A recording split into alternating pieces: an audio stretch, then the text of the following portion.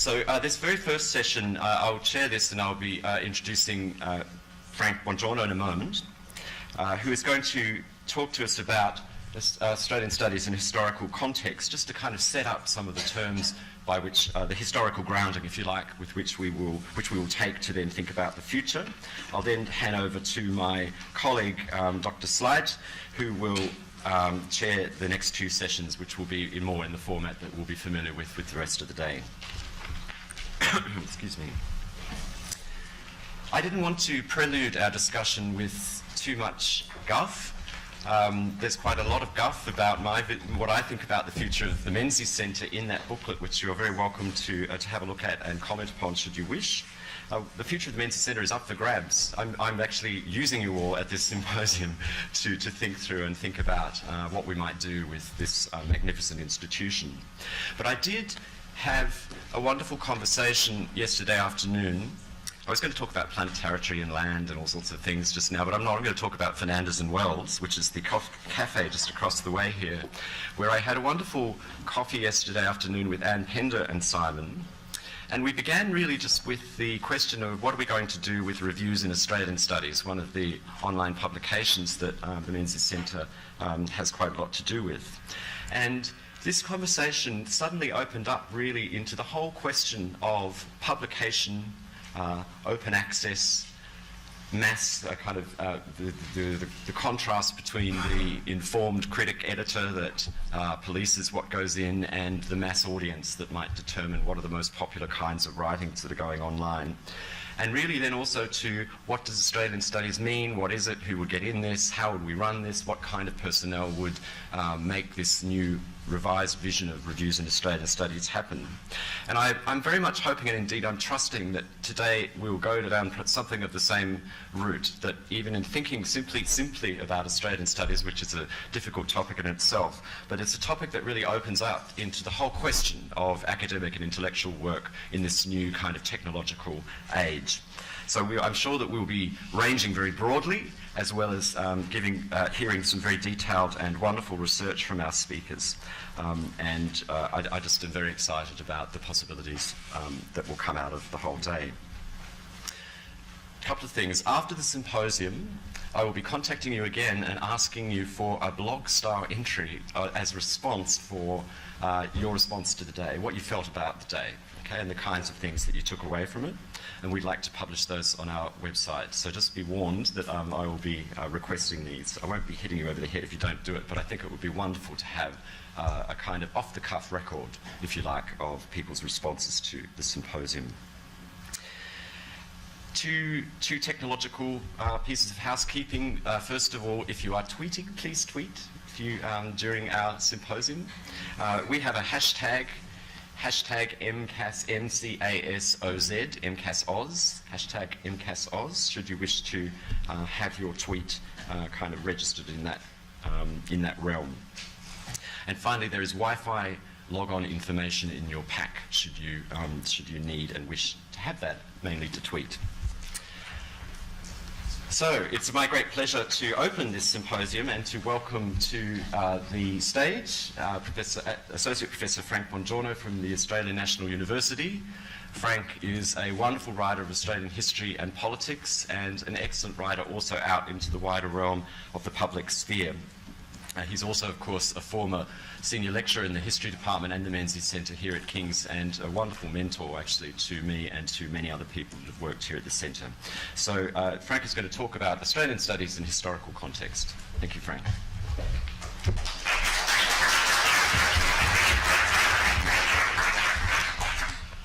Great, thanks, Ian.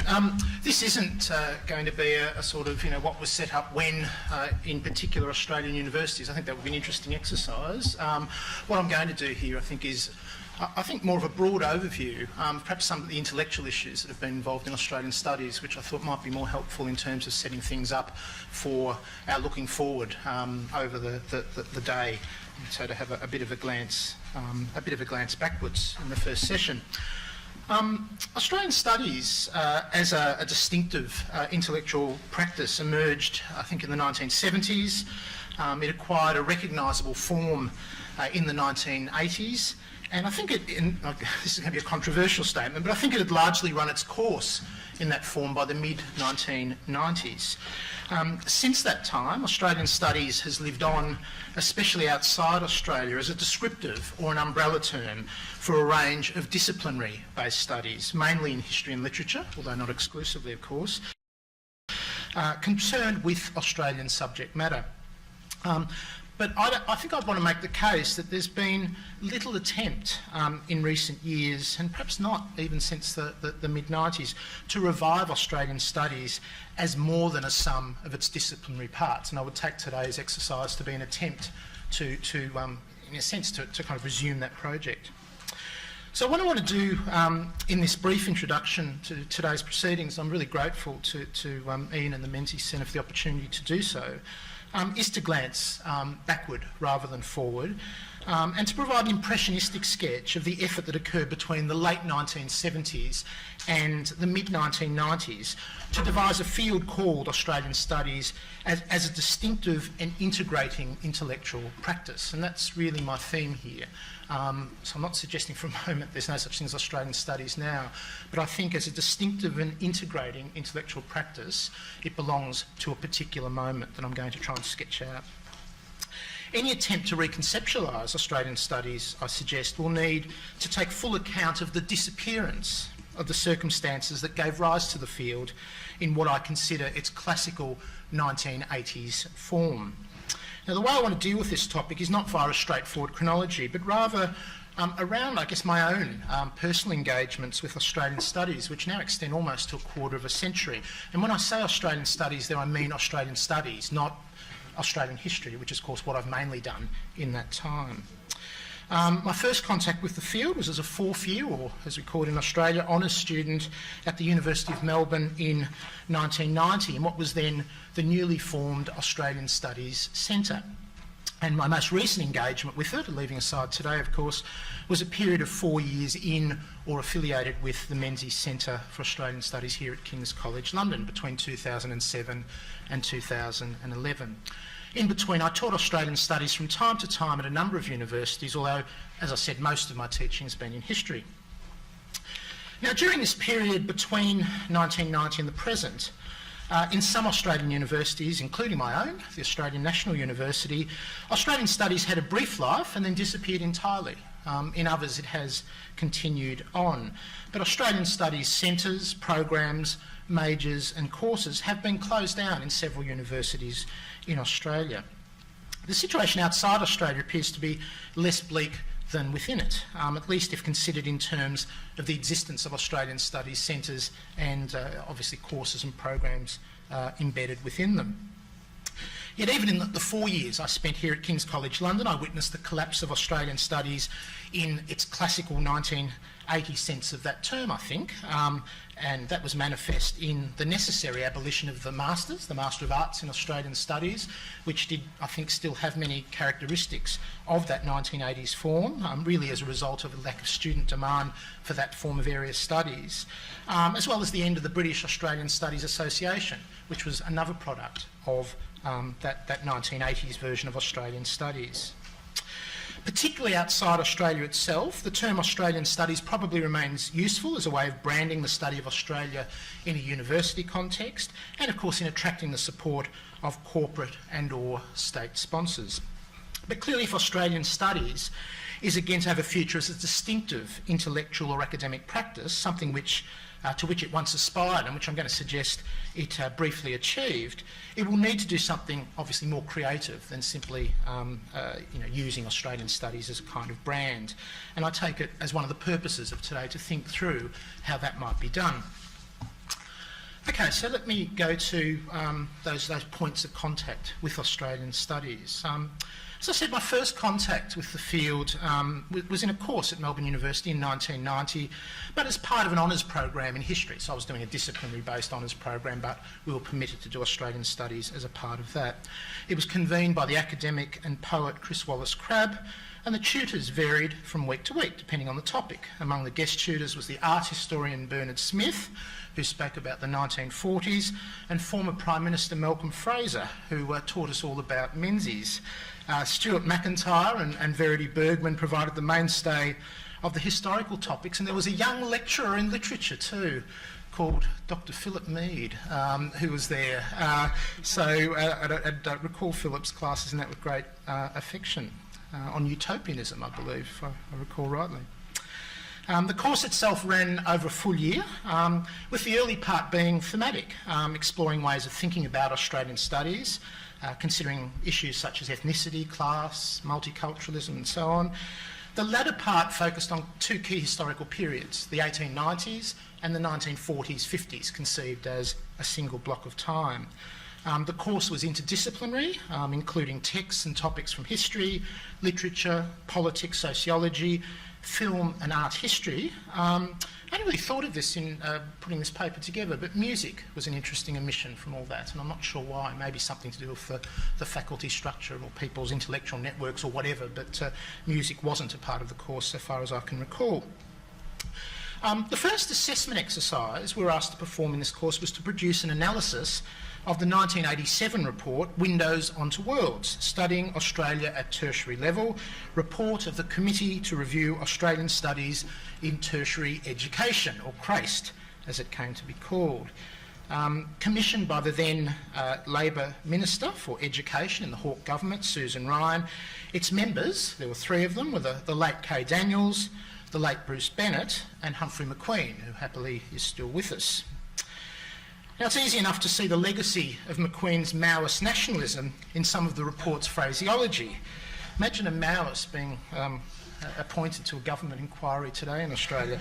Nationalism, we learn, and I quote, is that group of practices which helps to make or keep a country independent of foreign domination. And it was to be carefully distinguished, said the report, from chauvinism or imperialism. And I quote, nationalism thrives on the differences that result from countries having the power to remake their own social and cultural environments. Running one's own country does not lead to the overrunning of other people's. Now, Stuart McIntyre wrote in his review of the report, its nationalism was progressive and pluralist, and the authors defined Australianness, a term they use quite frequently in that report, and here I'm quoting from the report itself, as not an ideal condition to which each resident should aspire, but a shifting mix of what we are making out of what we have inherited from here and abroad. I guess that was the definition of Australianness given in the report. Now, what's striking about Windows onto Worlds more than 25 years later is that it was prepared to grapple with nationalism as a political, an intellectual and a pedagogical problem. It didn't take for granted that it was the function of an education system to transmit nationalist ideology, something we obviously find now very frequent here and in Australia in debates around school education. But nor did it seek to sidestep the problem of nationalism through deploying ideas around cosmopolitanism or transnationalism or globalisation, which we do find, I think, sometimes in tertiary humanities and social sciences today. It confronted nationalism head-on. Windows onto Worlds represented a conscientious attempt, I think, to grapple with the implications of nationalism for teaching at tertiary level, and it remains the most extended and important attempt to do that. The report's basic philosophy was that, and I quote here, the advancement of knowledge proceeds best from where you are and what you are doing. Its authors argued that the whole tertiary curriculum should be Australianised. By that they didn't mean that you only do Australian stuff, but that an Australian perspective should be maintained throughout all forms of study, hence the title Windows onto Worlds. Australia would be the window onto the world. What they recommended was not simply the addition of new material here and there, but, and I quote, a reconceptualisation of the production and dissemination of knowledge. I think it's an important phrase used in the report. This process, they said, should apply to vocational education as much as to university studies, to students of hairdressing as well as macroeconomics. I remember they pictured the student of hairdressing, for instance, being set come-in spinner, that early 1950s novel set in a salon in a posh hotel during the war in Sydney. Now, Windows onto Worlds provides a useful indication of some of the contexts and ideas that shaped Australian studies in the 1980s. Let me just briefly mention four of those. The first, I think, was the end of empire, the eclipse of Australian Britishness, the emergence of the so-called new nationalism. That might be three contexts, but anyway, I've counted as one. The history of the new nationalism has been established by a number of scholars here today. In fact, Jim Davidson, Stuart Ward, in collaboration with James Curran, and Anne Pender over here on my left.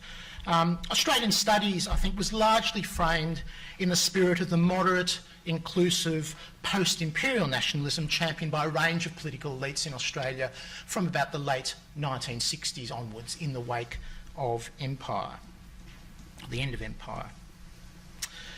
Second context, I think, was the Hawke government itself. There was clearly a nationalist upsurge in popular culture, indeed in the rhetoric of government, I think, in the 1980s, largely coinciding and not really a coincidence with the election of the Hawke government. Hawke in particular, I think, appealed to nationalism as a cohesive force during a period of unprecedented and very unsettling neoliberal or economic rationalist reform. So it was almost as if nationalism was used, I think, by the government as a way of persuading populations to accept sacrifice, economic sacrifice, and as a kind of integrating role at a time when many of the economic changes of the period were very unsettling. So I think that's a second context for Australian studies in the 80s. The third was the bicentenary, not just 1988, but the years leading up to it, right through the 1980s, which encouraged a broadening and deepening of interest in Australian history and culture. Some of it refracted, I think, through a growing interest in family history, actually. But, there's clearly, it's manifest in all sorts of ways, even the tastes of people in antique shops. Antique dealers are telling how Australiana was becoming more and more expensive in the years leading up to the bicentenary. And the fourth one is a really important one, I think, and this is generational experience. Now, the dates I've got up there, you might be able to see them from the back. I've got 1941 times 2 and 1942. They're the dates in which the three members of the committee were born. Kay and Bruce were 41, and Humphrey, 40, obviously a young whippersnapper, 1942. I think that's really important. This was a particular generational experience, surely. They grew up in Australia, in Menzies, Australia of the 1950s. They're adults, actually, by the time that Australia, that British Australia, if you like, begins to fall apart in the early 1960s. I think they were conscious of having been deprived in their education, and perhaps particularly at university rather than school, of the opportunities to do Australian things, to read Australian literature, to study Australian history. And what a difference that was from the generation reading the Crace reporters, 19, 20, 21-year-olds in the late 1980s. By then, of course, the school curriculum had been very Australianised, as had the university curriculum. And I was very struck by that then, as I am going back to this now, that generational difference between those, if you like, who were setting the kind of intellectual agenda here, and indeed a policy agenda, and those of us who were on the other end of it, who were obviously considerably younger, from another generation. Now, predictably, Australian studies carried within it many of the tensions evident in Australian nationalism of this period more generally. On the one hand, nationalism was central, a central organising category for the whole intellectual exercise. Without an Australia, there could hardly be an Australian studies, any more than you could have, economics without an economy, criminology without crime, or women's studies without women. This was the subject matter. On the other hand, there was a sense that nationalism had no central core or meaning that could be readily articulated, located, or defined.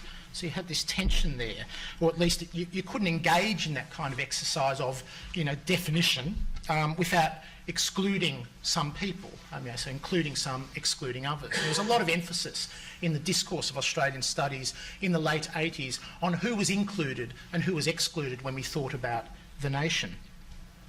The rise of the new social movements, the explosion of Aboriginality into national political culture, the force of ethnic, gender and sexual identities all seem to make for fragmentation rather than national coherence. Official multiculturalism was an important attempt to deal with this paradox in its simultaneous emphasis on the celebration and containment of ethnic difference.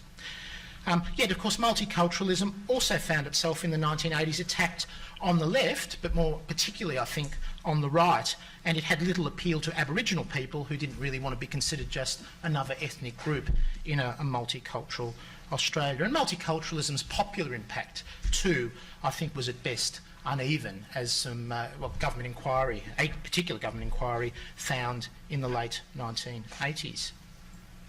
In short, Australian studies emerged as a field in a period when nationalism was sharply contested and often seemed incapable of performing and integrating and unifying role. And I think that Australian studies itself reflected many of those tensions. Now, it suggests that this kind of tension lay at the heart of the Australian Studies project as I first encountered it at Melbourne University in 1990. A key text in that course, and in fact I think it's probably the key text in the definition of Australian Studies really, is the one in the middle, Inventing Australia by Richard White, which first appeared in 1981, really I think as a textbook. In fact it might have been designed as a school rather than a tertiary textbook, I think. Now, White's book really had two components, or two aspects, one of which became very significant in defining Australian studies as a field, and one of which didn't. Now, in the first place, White explored a range of images of Australia across several centuries. He goes right back to the 17th century. How Australia had been represented in Britain, how it was imagined locally within Australia itself, how these representations related to wider developments in British and European culture. It wasn't an insular text, in fact had a transnational aspect. But the second aspect of White's study was an attempt to relate changing imagery of Australia to the rising and falling power of economic classes, and in particular the power of business. And of course this aspect gave his case a sketchy kind of Marxist framework, a Gramscian, I would have thought, Gramscian Marxism, but it was notably unpersuasive and in fact had very little influence, I think, on how people thought about Australian studies. Now, a couple of years after the appearance of Richard White's Inventing Australia, of course, comes Benedict Anderson's Imagined Communities, which of course is not about Australia, but you can see the ways in which a text like Imagined Communities mapped very well onto what was already happening within Australian studies. Now, of course, like White's book, Imagined Communities too is essentially a Marxist interpretation, isn't it? I mean, Benedict Anderson relates the imagined community to the rise of print capitalism in the Western Hemisphere in the 18th century. But again, at least in an Australian context, that aspect, attracted very little interest. So you would expect, for example, media historians might have used Benedict Anderson's work, but I'm not conscious of there having been much of that in Australia of the 1980s. But nonetheless, the concept of an imagined community, that notion of a deep horizontal comradeship that he developed, I think, was deeply influential and built very well on Richard White's approach. Now, there were, of course, other texts that were, I guess, absorbed, if you like, into the Australian studies canon in this period. Russell Ward's The Australian Legend, perhaps being in some ways a peculiar focus, really, given that it had been around since 1958. And as Stuart Ward and James Curran and Stuart Ward, I should say, in their book, argue and point out that it doesn't use the term national identity. It precedes the emergence of, indeed, of that term, of that phraseology of national identity. Ward is using a language of character, which in some ways refers to much older debates around the nation. But nonetheless, Ward's emphasis on the imagination, on the ways in which the nation had been imagined in the 19th century, in the early 20th century, again fit very neatly within a developing paradigm of Australian studies. And of course, Ward's book had been the focus of a lot of new left and feminist criticism in the 1970s. So if you were teaching Australian studies, how convenient it was to be able to set a week or two on the Ward debate, as it was called, where poor old Russell was up there to be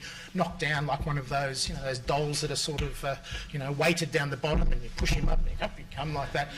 That's really, a lot of Australian studies did that in the 1970s and 80s and indeed beyond.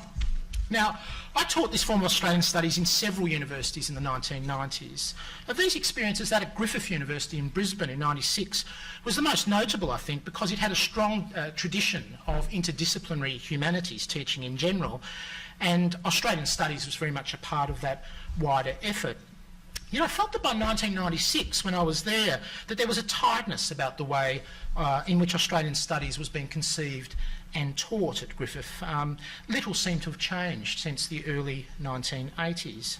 Now, I suspect my concerns were probably heightened by the coincidence with the Pauline Hanson outbreak, of course, which was happening 45 minutes up the road at Ipswich in 1996, you know, an outbreak of xenophobic nationalism that in many ways permanently reshaped Australian political culture. I mean, could the notion of an invented nation really come to grips with the powerful rhetoric and emotions that seemed at play in that xenophobic populism of Hanson and her supporters? Could it even help explain why Paul Keating had been so comprehensively rejected by voters in 1996 and why John Howard had been elected in a landslide? Or did we require a new and sharper set of conceptual tools? Now, interestingly, Miriam Dixon, which is the other text I've got right over there on the side, Miriam Dixon had been a major contributor to debates in Australian studies in the 1970s with her groundbreaking book, The Real Matilda. And she produced another one at the end of the 1990s that I suspect many of you will never have heard of because it had much less impact than The Real Matilda. It was called The Imaginary Australian. And it argued for a rather different way of thinking about Australian nationalism in terms of the significance of what she called a core Anglo-Celtic culture. And this seemed to me to be it was criticised by some reviewers, but a conscientious attempt to grapple with this very problem of the ways in which you had this incredibly powerful form an emotional form of nationalism that seemed to be reshaping the culture in the second half of the 1990s, a backlash in many ways against the kind of more tolerant nationalism of the 1980s, and Dixon makes the case, can Anderson, can White really provide us with the tools for understanding it? And she sought to advance an alternative in The Imaginary Australian, which did seem to me an attempted reconceptualisation of the production and dissemination of knowledge, a rather different approach. But unlike her earlier book, Dixon's had minimal impact, and on its merits I think it should have been taken much more seriously, but I think that reflected the declining interest in actually performing that act of reconceptualisation. Finally, let me talk briefly about Australian studies overseas, and especially here in London. Now, the historical context I've already described had a significant impact on Australia's understanding of its place in the wider world, and Australian studies overseas emerged, I think, as a cross between education and cultural diplomacy that was seen to have a role to play in modernising Australia's key bilateral relationships. In place of old misconceptions and stereotypes, academic expertise would be deployed to promote rational and evidentially based understandings of Australia in overseas universities, such as those here in Britain, but also in broader public debate through the media and so on. As Geoffrey Bolton, the first Professor of Australian Studies, explained in relation to the Australian Studies Centre up in Russell Square when it opened, it was important to show that there was more to Australia than Barry Humphries and Rolf Harris. Amen. A chair of Australian Studies was established at Harvard in 1976, and of course the Australian Studies Centre here began its operations in '82. By the mid-'80s there was also a senior lectureship, later a chair in Australian Studies in Tokyo, and of course also the Keith Cameron Chair, but interestingly of Australian History, not Studies, in Dublin.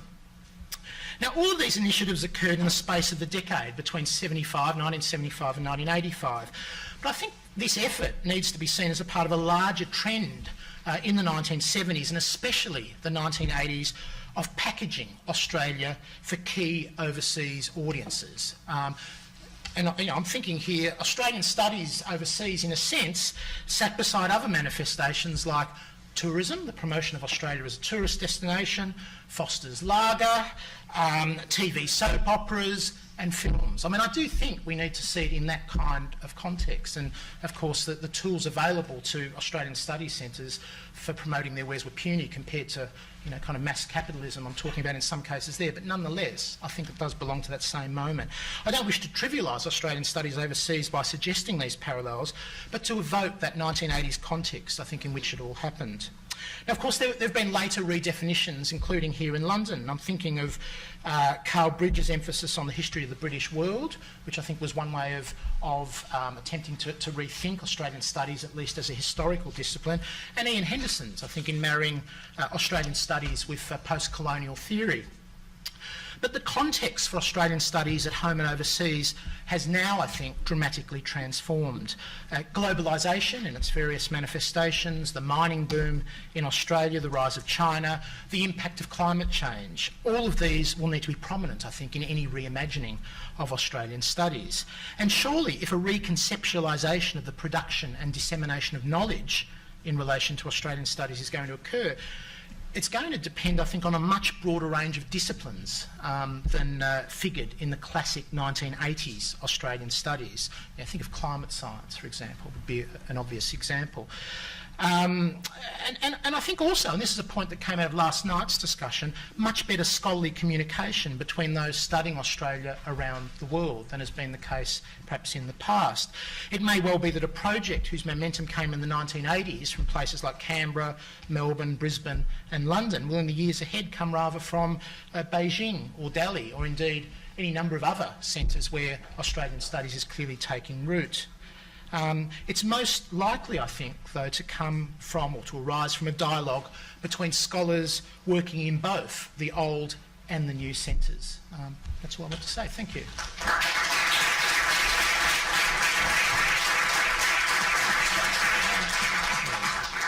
So thank you, Frank. That's really very useful, actually, way of starting our discussion. We're actually going to run straight on to our next two speakers, and then we have a discussion about the next paper and the other two together.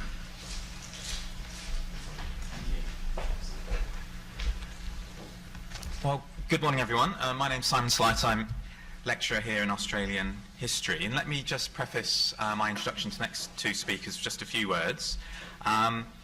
As I say, it's a great pleasure to be helping to facilitate this wonderful event and the broader overhaul and wholesale relaunch of the centre, of which today forms a centrepiece.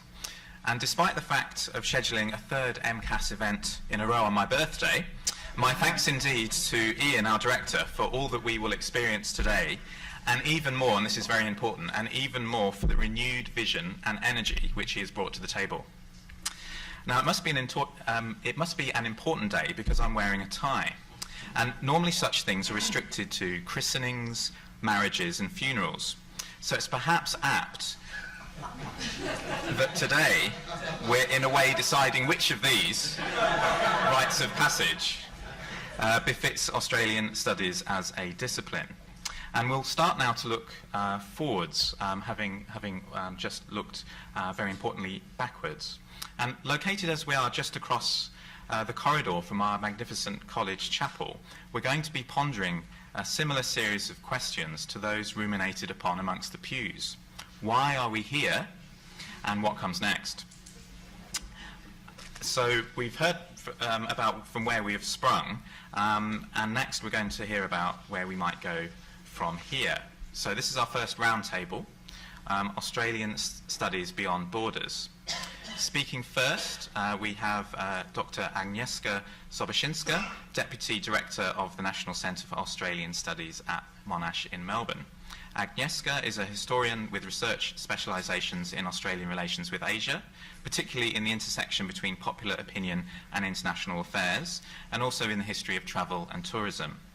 Her latest book, Visiting the Neighbours, Australians in Asia, examines the history of Australian travel to Asia from World War II to the present day, demonstrating that travel experiences helped shape both public opinion and diplomacy towards the region. And because we're going to take both speakers together, I'll introduce the second speaker now, so that they can just roll into one another in terms of the papers. So Nat O'Reilly is Assistant Professor of English at Texas Christian University, Fort Worth. Educated in Melbourne, Ballarat and Western Michigan, Nat is the author of Exploring Suburbia, the Suburbs in the Contemporary Australian Novel, and the editor of Post-Colonial Issues in Australian Literature, as well as the co-editor of collections on millennial post-colonial Australia and fear in Australian literature and film. He also serves as the president of the American Association of Australasian Literary Studies. Most recently publishing on Tim Winton, Nat is also a creative writer in his own right, his poetry including the 2014 collection Distance. He will speak this morning on the future of literary studies in the United States. So let's make both speakers feel welcome first, and then Agnieszka will start us off.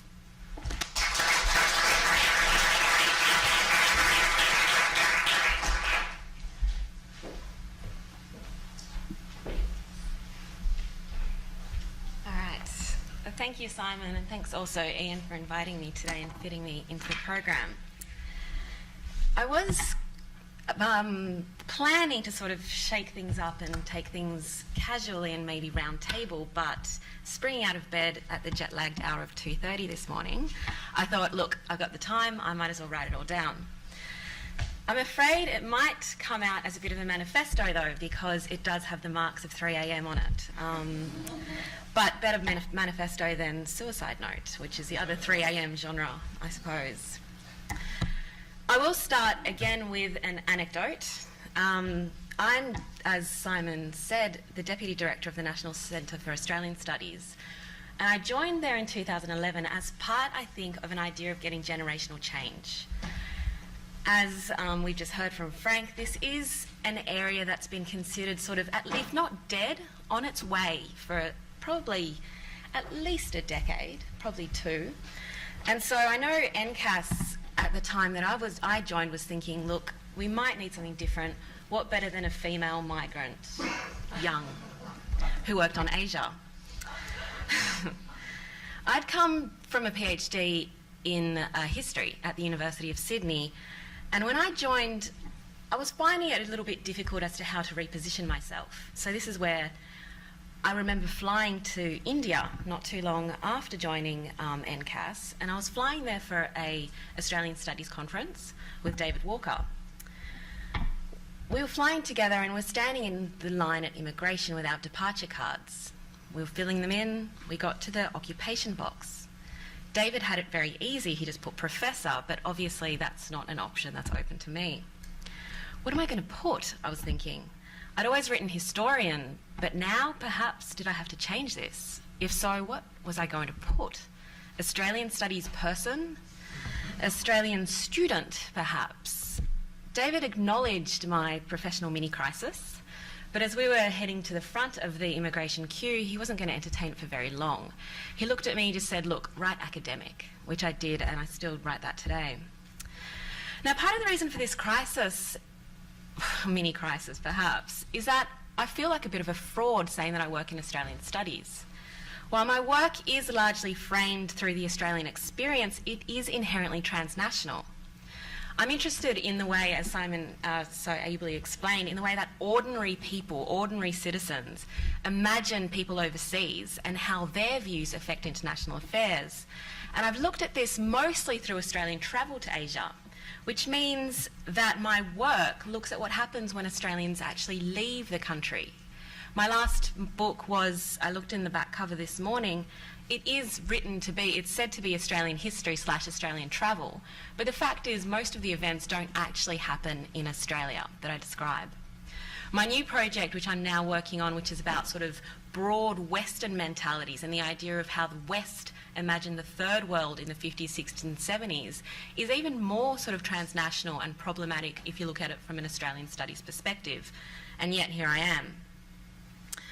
So the reason for this self-indulgent little introduction is that I think it does go towards some of the crisis as it stands today, and perhaps working from Frank's point, where we're looking now, perhaps a little bit less nationalistic and less focused than it was imagined in the 70s and 80s in this period of new nationalism.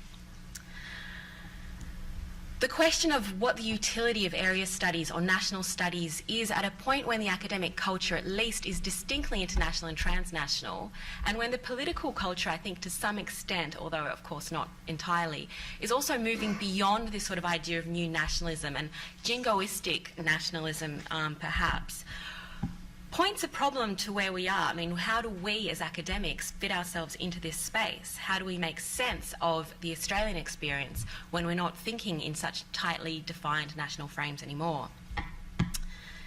Now, immigration cards aside, I usually prefer to think of this tension as an advantage. There is, I think, a different generational way of thinking. I wasn't trained to take nationalism and national history seriously, and perhaps the fact that Richard White was my PhD supervisor has something to do with this.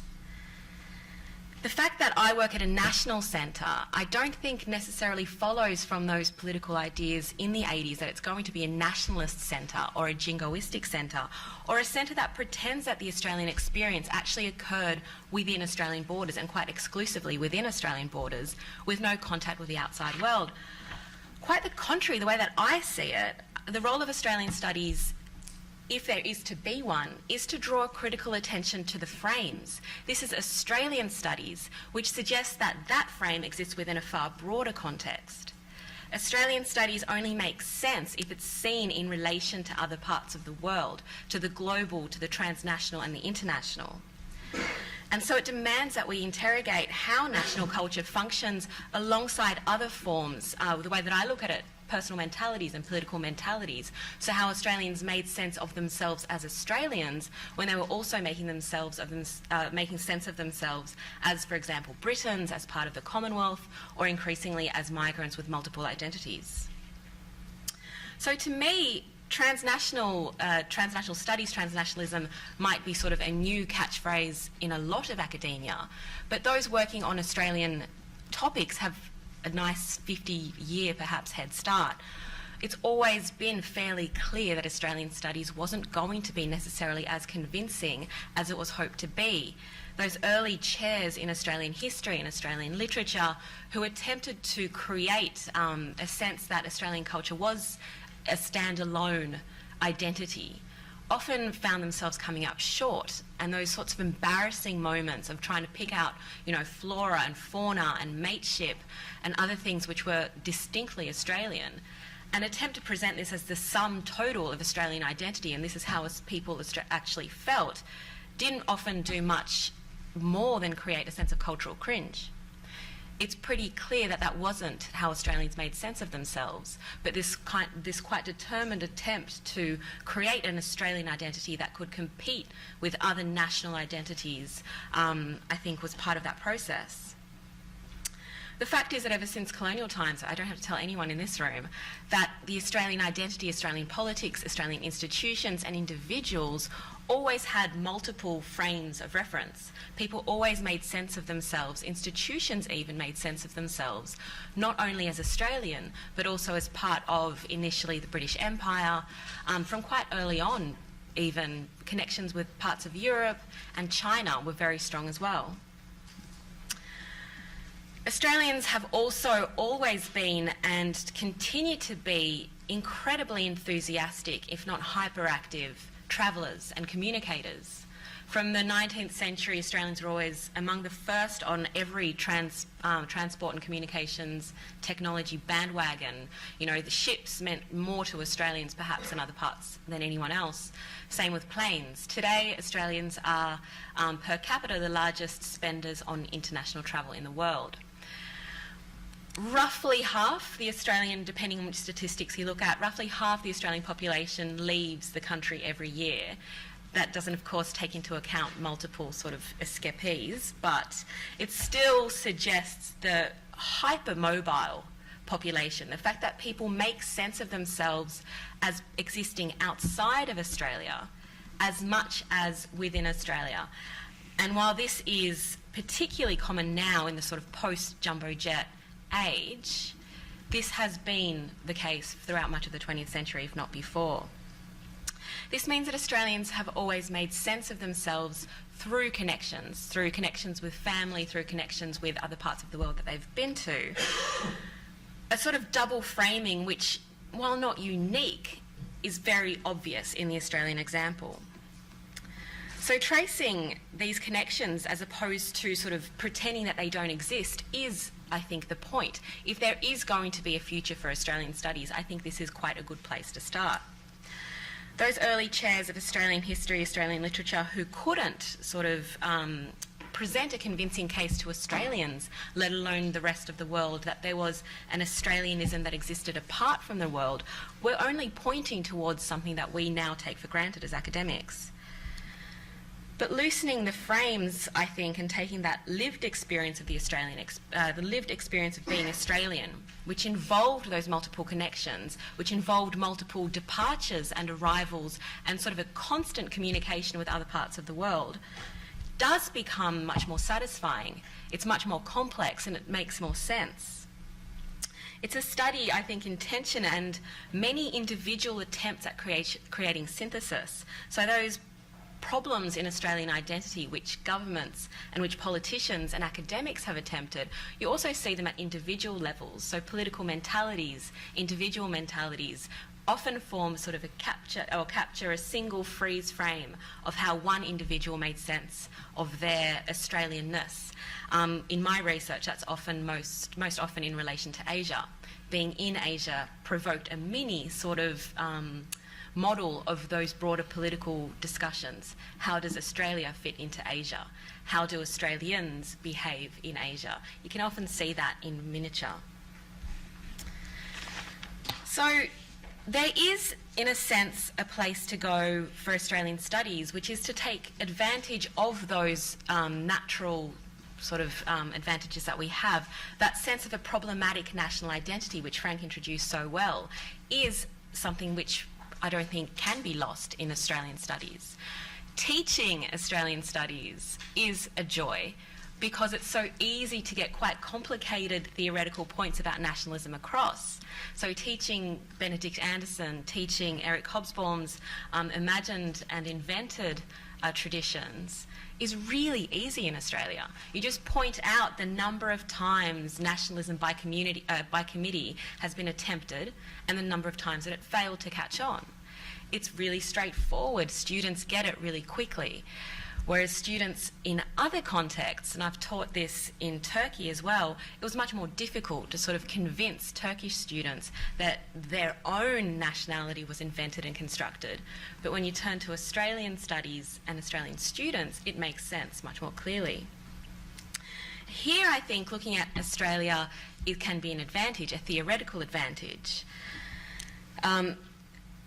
And it's not to disparage the idea that Australianness, it's not to just be, I know that I've got a foreign sounding name, so I always have to be very careful about this. I'm not trying to disparage Australianness, Australian culture, Australian history, or Australian politics. I don't think it has anything to do with the fact when we point out that, for example, there is an invented Australianness. That has much to do with the nationalism and cultural diplomacy, which I understand is the other side of Australian studies. But it does, again, give us perhaps an easy start, a head start. In my own research, looking at that constructed narrative, you know, how does Australian define themselves when they also think of themselves as European racially in Asia early on, when they think of themselves as Britons or Australians, or even during the 1980s for a period there as Asians? How does that debate then come to reflect back home? In my work now, how Australians thought of themselves as Australian at the same time that they're thinking of themselves as Western, as First World, and as part of the global North. You know, all of these multiple identities working at once, captured in a sort of a kaleidoscope of ways, but very clearly in the Australian example. The amount of identity thinking and identity problems in Australia are not unique. These exist, of course, all over the world. But again, I think this is quite a good point to start. I think that this is obviously not something that is completely unique to Australia. I'm not trying to fall into the same trap as the early Australian studies proponents of the 50s and 60s. But I think that there is something here that does justify, if not Australian studies, but not just Australian studies, but also Australian studies centres, which by sort of placing that artificial context on it and placing it at a remove from other forms of identifying, conceptualise the topic with the idea of an outsider's optic. And this is especially making sense when you have places like the Menzies Centre overseas. It makes sense particularly with the Australian Studies Centres across Asia, which I've had a bit to do with. But I think it institutionalises it also in Australia. My centre is in Australia. It's the National Centre for Australian Studies. But I think an academic institutionalisation of something which involves and demands an outsider's viewpoint can be quite a useful way of looking at things. Problematising what is an Australianist, what is Australian history, and asking those questions from within sort of academic institutions inside Australia, I think also has a place. So I think the outsider's gaze, if it is embedded and institutionalised even in what we do, if we do continue to do something called Australian Studies, is really important. But it is problematic in that it rubs up against this cultural diplomacy element. Problematising Australia, I think, is something we're comfortable with, but it might not necessarily elicit the sort of funding that Australian Studies centres did in the 80s and 90s. The fact is, Australian Studies, while perhaps in decline in Australia, is enjoying, like so many other things, a bit of a boom in Asia. At my time at MCAS, I've helped maintain contacts with Australian Studies centres in Indonesia, in India, Thailand, China, Turkey, and the United States, as well as this one. China has 35 Australian Study centres, some of which are not much more than sort of a nameplate on a door, but some of which are really active, with more PhD and master's students than we have in Australia, and I think more than most other Australian Studies centres anywhere in the world. They've also got a new appointment, the BHB Billiton Chair in Australian Studies, based at Peking University, which is, as many Chinese students like to say, the Harvard of China. It's, like the place to be. And there's the task of coordinating all these centres has its own group as well, FASIC, the Foundation for Australian Studies in China. So there's an institutional boom towards sort of embedding Australian studies somewhere within China. India is also interested. There's two, in fact, so interested that there are two competing groups of Australian Studies, the two centres, which can actually compete quite viciously for the Australian Studies space in India. And at Monash, most of our visiting scholars, we've had more visiting scholars from India than any other place. So I'm not sure what that says, but there is definitely interest. And DFAT and Australian Educational International have also shown, an interest, if there is to be a future for Australian Studies, perhaps in this second space as cultural diplomacy, which I'm myself not sure how it rubs together. In private, I've had quite a few sort of diplomats and public servants tell me that this is exactly what they need. Australia doesn't have Confucius centres. Australia doesn't have much of a cultural diplomacy framework, but wouldn't it be great if they did have one? Unfortunately, the government, both the previous few governments and particularly I think this one, haven't necessarily been overly keen to fund this. So we'll see where that goes. So just to wrap up, the title that I gave today, perhaps the title of the manifesto, Is There a Future for Australian Studies?, doesn't necessarily mean to cast a negative pall over the launch or the relaunch of a fantastic Australian Studies Centre. I'm sure there's a great future ahead. But simply to acknowledge, as Frank was saying, the fact that there has been an apocalyptic sort of pall over this area for at least a couple of decades.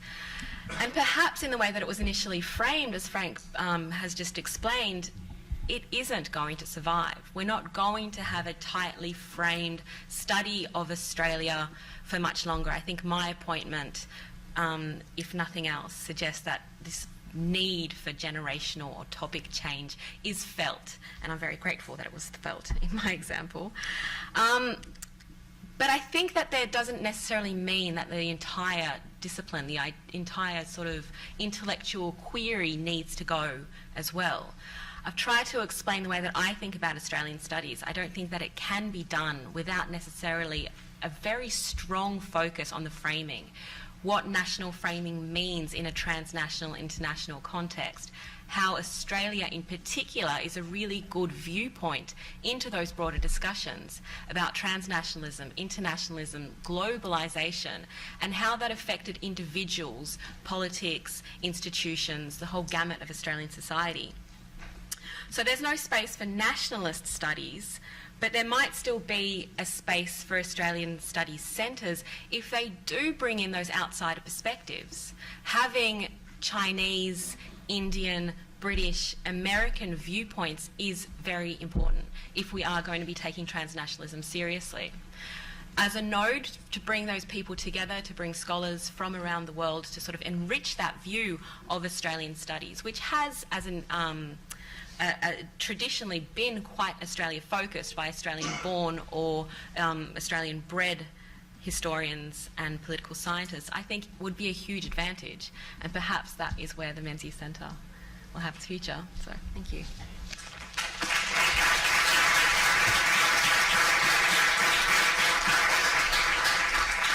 Okay, folks, hold your thoughts, write them down perhaps, and we'll come to a Q&A after our next paper, for which Thank you. I'd like to, first of all, thank Ian very much for inviting me to come over here. It's a great pleasure to be here to speak to you all today and to hear everyone's different perspectives. I believe I'm the only person here from North America. Can anyone correct me? I am? Okay, so I kind of feel like I have to speak for the whole continent, which of course I can't do. I can give my individual perspective and my experience, and my title is The Future of Australian Literary Studies in the United States, and of course I'm not a prophet either. So I'm going to talk a bit about the past, the present, and the future, to kind of paraphrase Bob Marley. If you know your past, you know where you're going to, something like that. So a little bit of background as well. So talking about Australian literary studies more specifically than Australian studies, but Australian studies as a field started in the United States with an individual, with Hartley Grattan, who many of you have probably heard of. He was born in 1902, died in 1980. He was an American economic historian who spent a number of years working in Canberra before the Second World War. And in 1964, he started teaching at University of Texas at Austin and really established Australian studies as a subject in the United States. As far as I know, no one else had ever taught anything Australian before Hartley Grattan. And he was a big collector of any kind of Australian text that he could come across. It didn't matter what the subject was. He had over 9,000 volumes, which he donated to the Harry Ransom Centre at UT Austin. And so that's a really great resource for anyone interested in studying Australia in the United States. The next important person was Robert Ross. Robert Ross was born in 1934 and died in 2005. He was an English professor, and he was the founder of AAALS, the American Association of Australasian Literary Studies, which is the organization that I am the president of. We had a name change. It used to be Australian Literary Studies, and then we changed it to Australasian because we had quite a few people coming to our conferences working on New Zealand and other Pacific Island literatures, so we wanted to be a bit more inclusive. So Robert founded AAALS in 1986, so it's almost 30 years old now, and we have some of our core members who have not missed a single conference in those 28 years. Robert also founded the journal Antipodes, which many of you will be familiar with. It's in its 28th year of publication, and he was initially the editor, the founding editor, and then it was passed on about a decade ago to Nicholas Burns, who's the current editor, is at the New School in New York. Many of you would know Nicholas and his work as well. Robert taught at Southern Methodist University, SMU, which is in Dallas, a very prominent university in Texas, and also at UT Austin. But after he retired from UT Austin, the Australian Studies Centre that he founded there was taken in a different direction. And so it was then run by John Higley, who was in political science and government studies, and so literary studies kind of fell by the wayside at UT Austin. So just a few things about the centre there at UT Austin. So it's called the Edward A. Clark Centre for Australian and New Zealand Studies. The current director is Rhonda Evans-Case, and Rhonda is American, and she's a legal scholar. The centre was founded in 1988, and then about a decade later, New Zealand Studies was added. So it's now Australian and New Zealand Studies. They conduct a range of research studies, many in collaboration with Australian and New Zealand scholars, focusing on the Antipodean countries and their relations with the US. Much of the work takes that comparative framework. It's always about Australia's connection to the US and New Zealand's connection to the US. So they focus on political and legal issues, trade and economic issues, immigration, multiculturalism, ethnicity, race, gender, ecology and energy questions, plus history, literature, film and art of Australia and New Zealand. They do not actually operate a teaching or degree program, so they do not have set designated courses, and you cannot do a degree in Australian studies, but they have a number of affiliated faculty members in various departments within the university who will periodically teach courses on Australia or New Zealand. They do not currently have any courses in Australian literature. The only person who teaches Australian literature semi-regularly there is Don Graham. Some people might know Don Graham. He's a very well-known creative writer in Texas, and he's done a fair bit of work on Australian writers, especially from the 60s generation.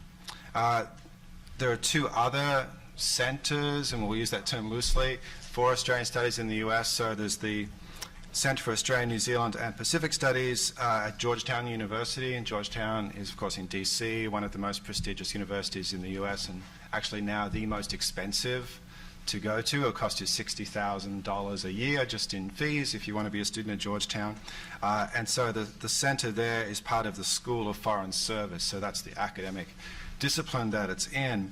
And the centre was established in 1995 with funding from the Australian government and the New Zealand government, and then later on the Australian government bolstered that endowment with an extra $5 million. So quite a lot of government support. They also have a program of courses on history, government, international affairs, sociology, literature and fine arts. And it's the only, Georgetown's the only university in North America that offers an undergraduate certificate program in Australian and New Zealand studies. So it's not actually a degree, it's a certificate, kind of an emphasis, maybe akin to a minor. And again, they do not currently have any literary studies courses. They have periodically had visiting scholars such as Bruce Bennett teach at Georgetown, Nicholas Joe, some of you would know as well, but they do not have anyone on their full-time faculty. The director, Alan Tidwell, he is American as well. One of the previous faculty members there, Patty O'Brien, she was a historian, she's Australian from Sydney, but she seems to have moved on. She's at ANU now, okay. Then we also have Harvard, which was mentioned earlier, so there is not actually an Australian Studies program as such at Harvard University, so they have what's called a Committee on Australian Studies, so there are a number of faculty members at Harvard who are either Australian or have interest in Australia who form a committee that then appoints a visiting professorship in Australian Studies. And so the visiting professorship was established in 1976 through a gift from the Australian government, which was in commemoration with America's bicentennial. And the purpose was to maintain such teaching, research and publication as will help to promote awareness and understanding of Australia in the United States of America. Since that time, they've invited numerous distinguished visiting scholars on an annual basis to hold the chair in Australian Studies, but again, they do not have a degree program, they do not have designated courses in Australian Studies or Australian literature. The holder of the chair will present courses and seminars on topics related to Australia and its culture. Also, they often have funding for conferences, exhibitions, readings, and other academic events with some kind of connection to Australia. So since 1978, there have been 38 different visiting professors of Australian Studies at Harvard. Just 3 of those have been in literary studies. So Leonie Kramer, Chris Wallace-Crabb, and Nicholas Joes. And then in 2010, the chair was renamed as the Gough Whitlam and Malcolm Fraser Chair in Australian Studies. Interesting combination. So we have Austin, we have Georgetown, we have Harvard. None of those particular manifestations of Australian studies are what I would term very solid. Nobody within my association teaches at any of those places or is affiliated with any of those institutions. There is another academic organisation in the US and Canada called ANZANA. It's the Australian and New Zealand Studies Association of North America. They tend to focus more on history, sociology, politics, legal studies, etc. And for a number of years we held our conference in conjunction with them, primarily to kind of share costs and facilities, but we have ceased that relationship just a couple of years ago, kind of gone our separate ways, kind of no longer found it to be mutually beneficial. To be diplomatic, there is I wouldn't say a lot of contention, but certainly differences of opinion about every aspect of how a conference should be run and what it should entail, etc. Right down to how much money you should spend on the booze, things like that. So I'm very aware that, I'm speaking from the perspective of Australian literary studies, not Australian studies in general. So, in my experience in the US, Australian studies tends to mean history, sociology, politics, and Australian literary and film studies, cultural studies is always separate from that. And so people who are interested in those fields tend to come to our conference, and people who are not tend to go to the ANZANA conference, now that they're separate. So, moving to the present. So AAALS and Antipodes are really performing the most active role in promoting Australian literary studies in the US. I came to Australian literary studies kind of by accident. So I grew up in Australia and I went to university in Monash and Ballarat, and I studied literature and sociology and politics, and I only remember studying one Australian text during that time. It was The Getting of Wisdom, and it was mostly American and British literature. And so I left Australia, as you do when you're 22 and go to travel the world.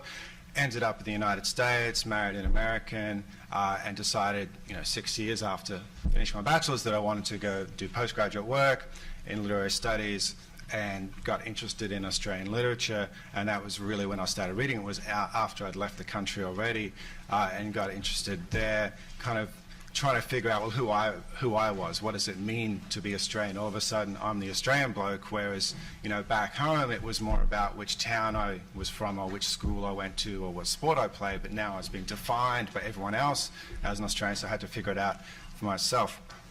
So I got involved in Australian literature, and my first contact was with AAALS, and I went to their conference in 2003 in Richmond, Virginia, and then ever since have been going to the conference every year, and eventually they roped me into various offices and ended up, well, now you're the president because everyone else has done it, and we're all retiring and dying, etc.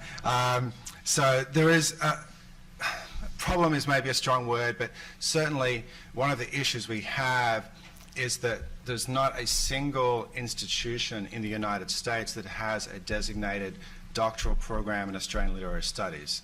So if you want to study Australian literary studies and you happen to be in the United States, either you leave the United States and go to Australia, or perhaps go to the UK or go somewhere else, or you find a very sympathetic faculty member at a university in the United States who perhaps teaches post-colonial literature, such as I did, who is willing to work with you. But because of that, we don't really have a pipeline of people coming through who are going to then be active members of our association. So what tends to happen is every year at our conference we'll have perhaps 10 postgraduate students come and give really great papers, and we talk to them, and it turns out that they've only ever read one Australian book, the one they're giving the paper on, and they're really studying something else, and this was just a cool text they came across in a post-colonial class, and then we never see them again.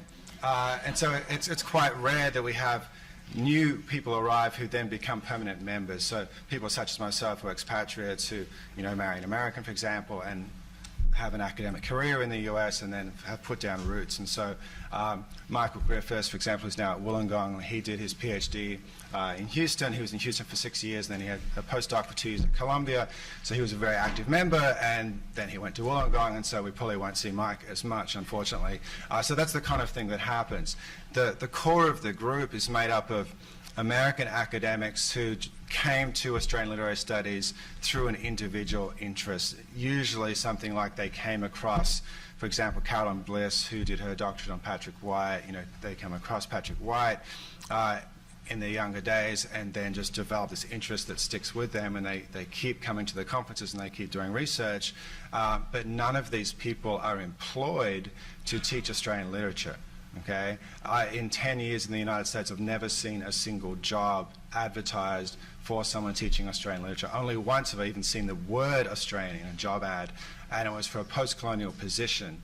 And basically it was looking for someone who teaches African or South Asian or Caribbean or Australian, as one of the options. And of course that particular job went to someone who did not teach Australian literature, who taught South Asian literature. And often those post-colonial jobs in the US, what they're really looking for is someone who is from one of those parts of the world and preferably speaks a language or more languages other than English as well. So it's very difficult for people who focus on Australian literary studies to find academic positions in the US. The institutional structure is not there. So it is a problem for us, and I don't think it's something that's going to change. I think unless we had some kind of government funding setting up a specific program such as has happened at Georgetown, but if it was to focus more on Australian literary studies, or if we could have some people who worked in Australian literature and cultural studies go to Georgetown, for example, then that would help. But at the moment, I don't think things are going to change much.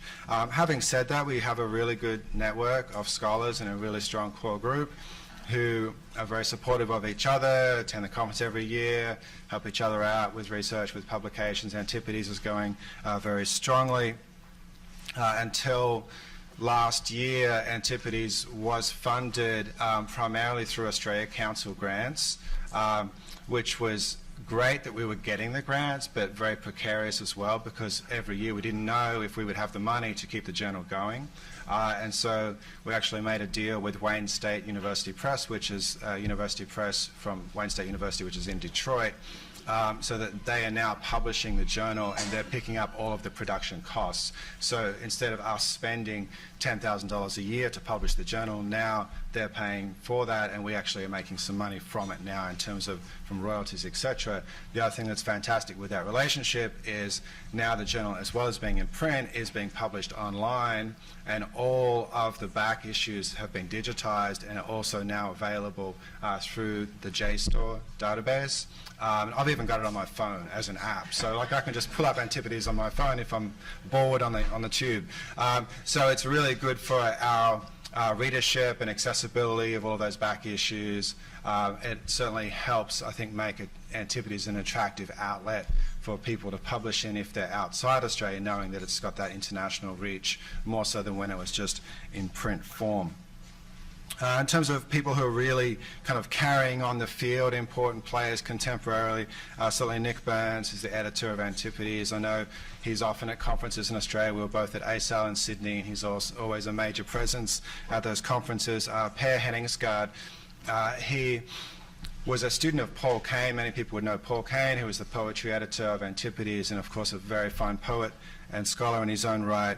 And Per went to UWA on a Fulbright and did his PhD there, and he's now at Portland State University, and he's teaching in the graduate program, and he's the director of Portland State University Press as well. So he's really entrenched there and has a prominent position. Callum Bliss I also mentioned, John Schechter, people like that have been involved actively for about 30 years and are continuing to play a big role.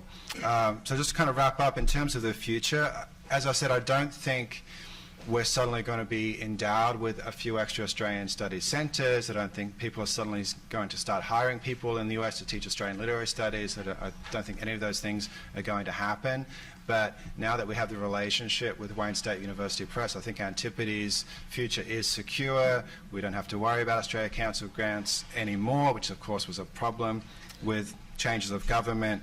I certainly think the field will continue to survive in its current form. I'm not worried that it's going to die out, but I also think it's very difficult to use a horrible business phrase, the verb to grow, right? But I don't think it's really possible for us to grow it without just kind of ad hoc efforts from, people like myself just happen to end up in the US and put a lot of time and effort into it. There just isn't that institutional network and support. In terms of what people are studying, certainly the term transnational has come up a fair bit. I know that there's a shift in terms of people working on Australian literature to move to a more transnational, cosmopolitan, comparative kind of focus, and Antipodes actually changed its title, so it's now, the subtitle is an International Journal of Australian and New Zealand Literature, so I wanted to make sure that it was in the title that we did accept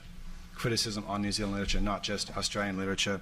So a kind of broadening of perspective is seen as necessary for the field to thrive, but intellectually as well, I think there's been a lot of skepticism about literary nationalism, and that the way to kind of move forward theoretically is to look beyond the borders, not necessarily to ignore the borders, but to look beyond them.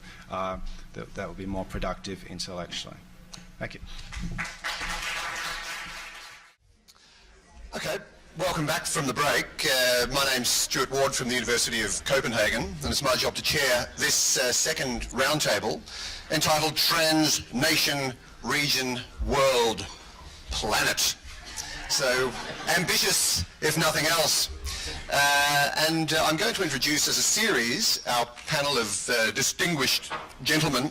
And the idea of the panel essentially, as I understand it, is to take some of these discussions we've had in our first session about the dilemma and the challenges of Australian studies into the future, to take them perhaps out of an Australian studies or immediate Australian studies context and look at some broader challenges for area studies, then segue back into a discussion of politics and literary studies in their Australian setting.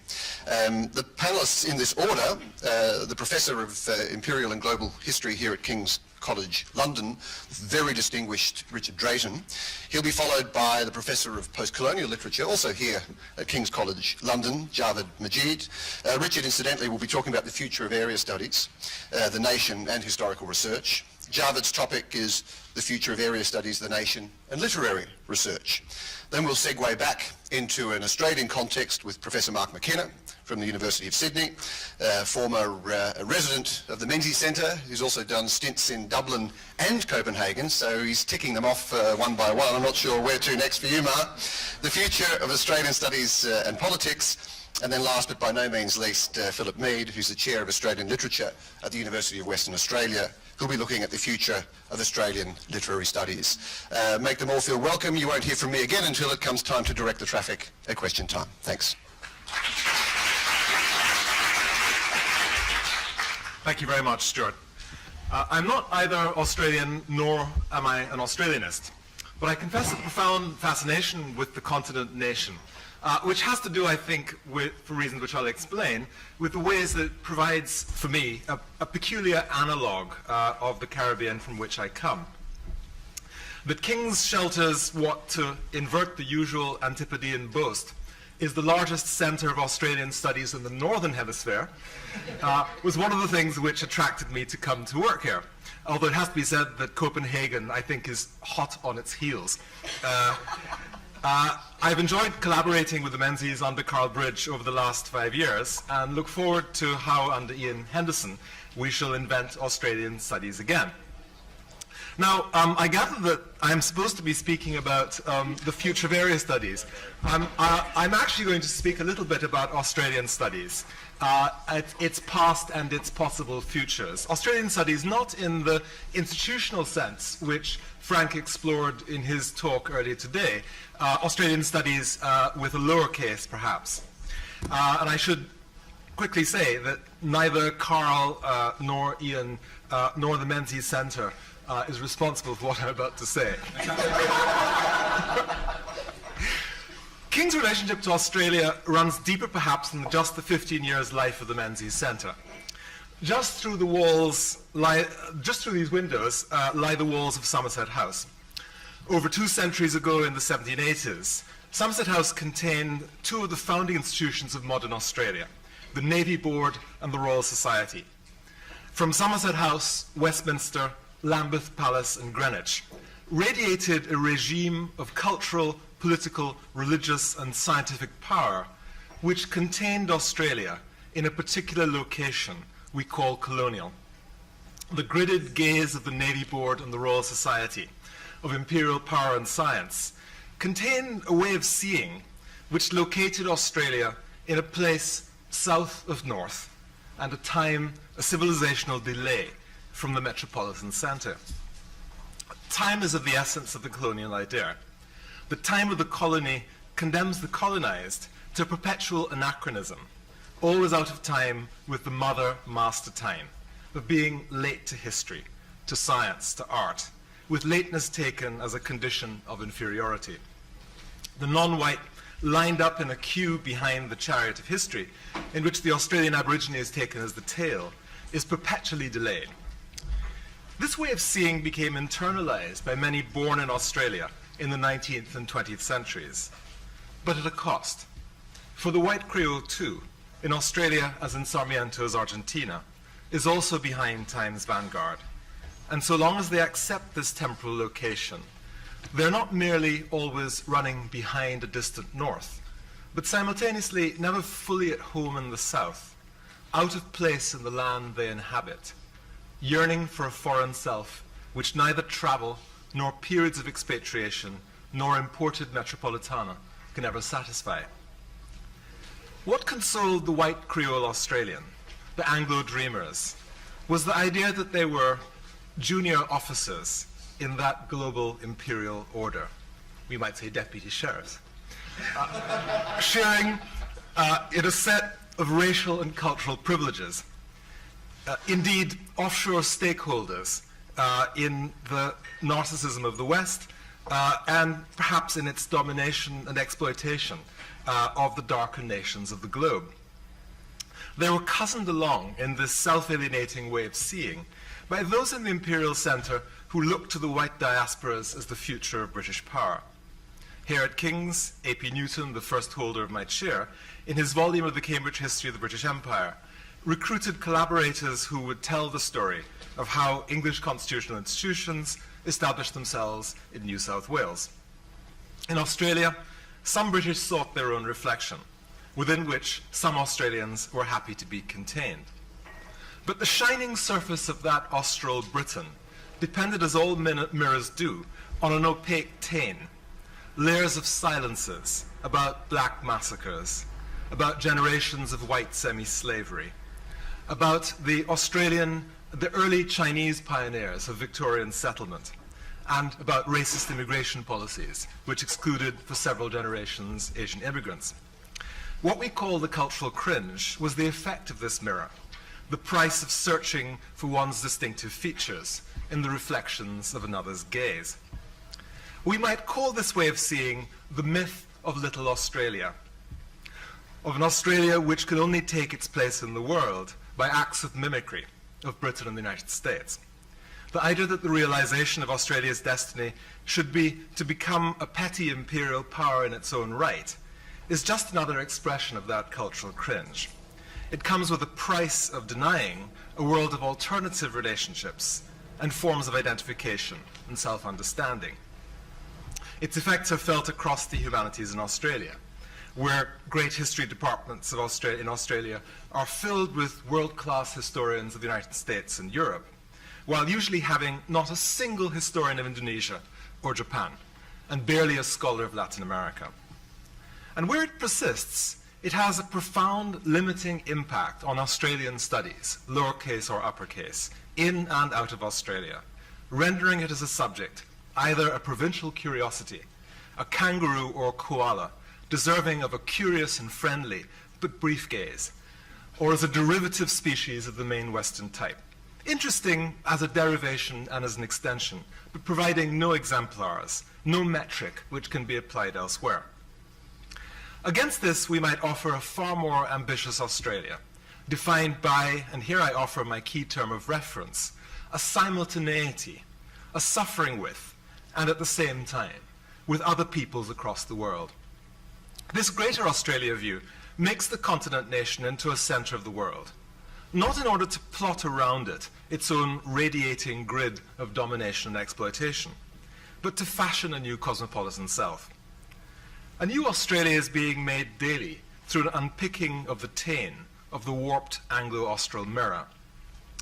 Its rewards include the renegotiation of the relationship of Aboriginal peoples to modern Australia, a discovery of how Australians have kept and are keeping time with other communities in the Pacific and Asia, the discovery of a particular affinity perhaps with the Americas, by which I mean not just the United States, the favoured comparative touchstone for Australia, but with Latin America and the Caribbean. The histories of genocide, of convict migration, of unfree labour, of an enduring experience of cultural self-alienation. These are the common experiences of a colonial and post-colonial world, and they provide the keys for new kinds of Australian studies, which are already flourishing all around us.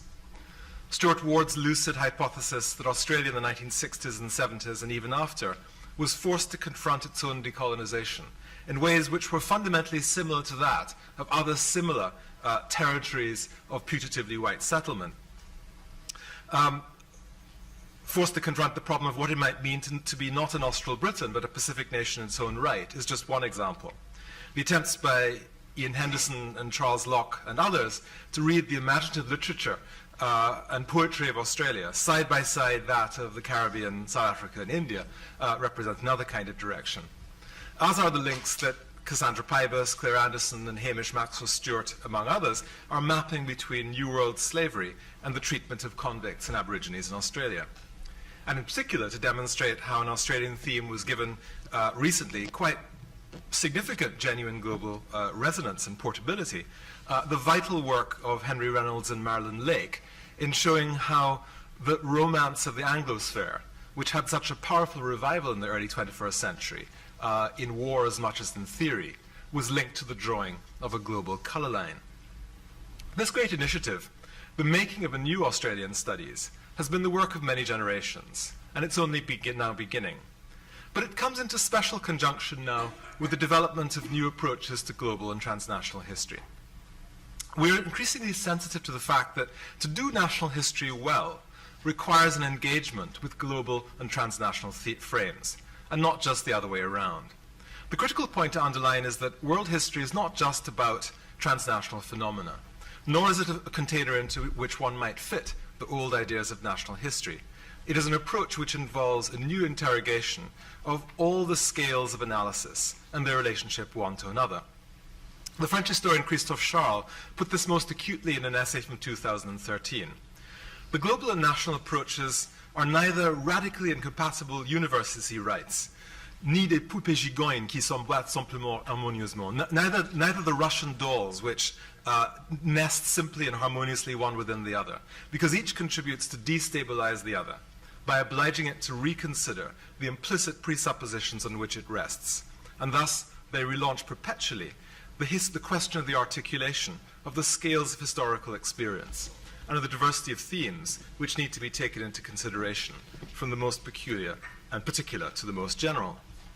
In all historical periods, in other words, conjectures about meaning at the larger scales of human experience, even if only merely made tacitly or as accepted uninterrogated conventions, are the necessary counterpart of the act of focus in smaller frames. The history of the village is constructed relative to ideas of the national, the nation with the regional, and an implicit global. The Australian studies of the 19th and 20th centuries, as in the lowercase sense of the word, located Australia into a world constructed around European imperial priorities. The new Australian studies seeks instead a discovery of Australia as sharing that experience of the aftermath of empire, and in acknowledging and confronting the traumatic road which led to the modern, it makes possible a kind of healing. But far beyond this, it makes possible a kind of Australian studies which, finding its cognitive centre in Australia, can actually then do work for scholars working in other disciplines. The significance of a new kind of Australian studies is that it will lead inevitably, as in the work of Alison Bashford and others, to insights and arguments which disrupt how we understand other areas of the world. On the terrain of a cosmopolitan equality, Australia and Australian studies may play their part in remaking the 21st century world.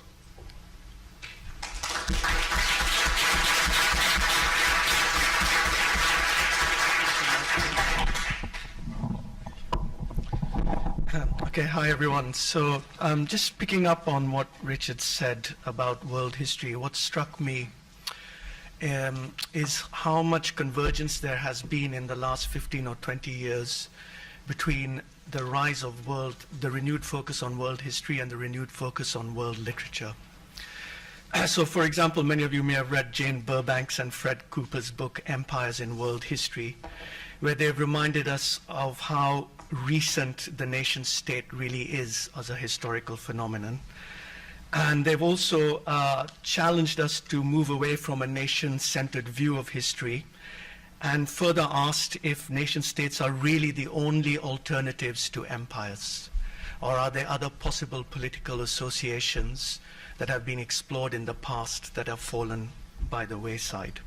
And of course, Chris Bailey in his book, The Birth of the Modern World, has referred to the need to make analogies, comparisons, and connections at a broader level than the medium of national history, and he's actually talked about rescuing history from the nation, which I think is a very kind of evocative phrase.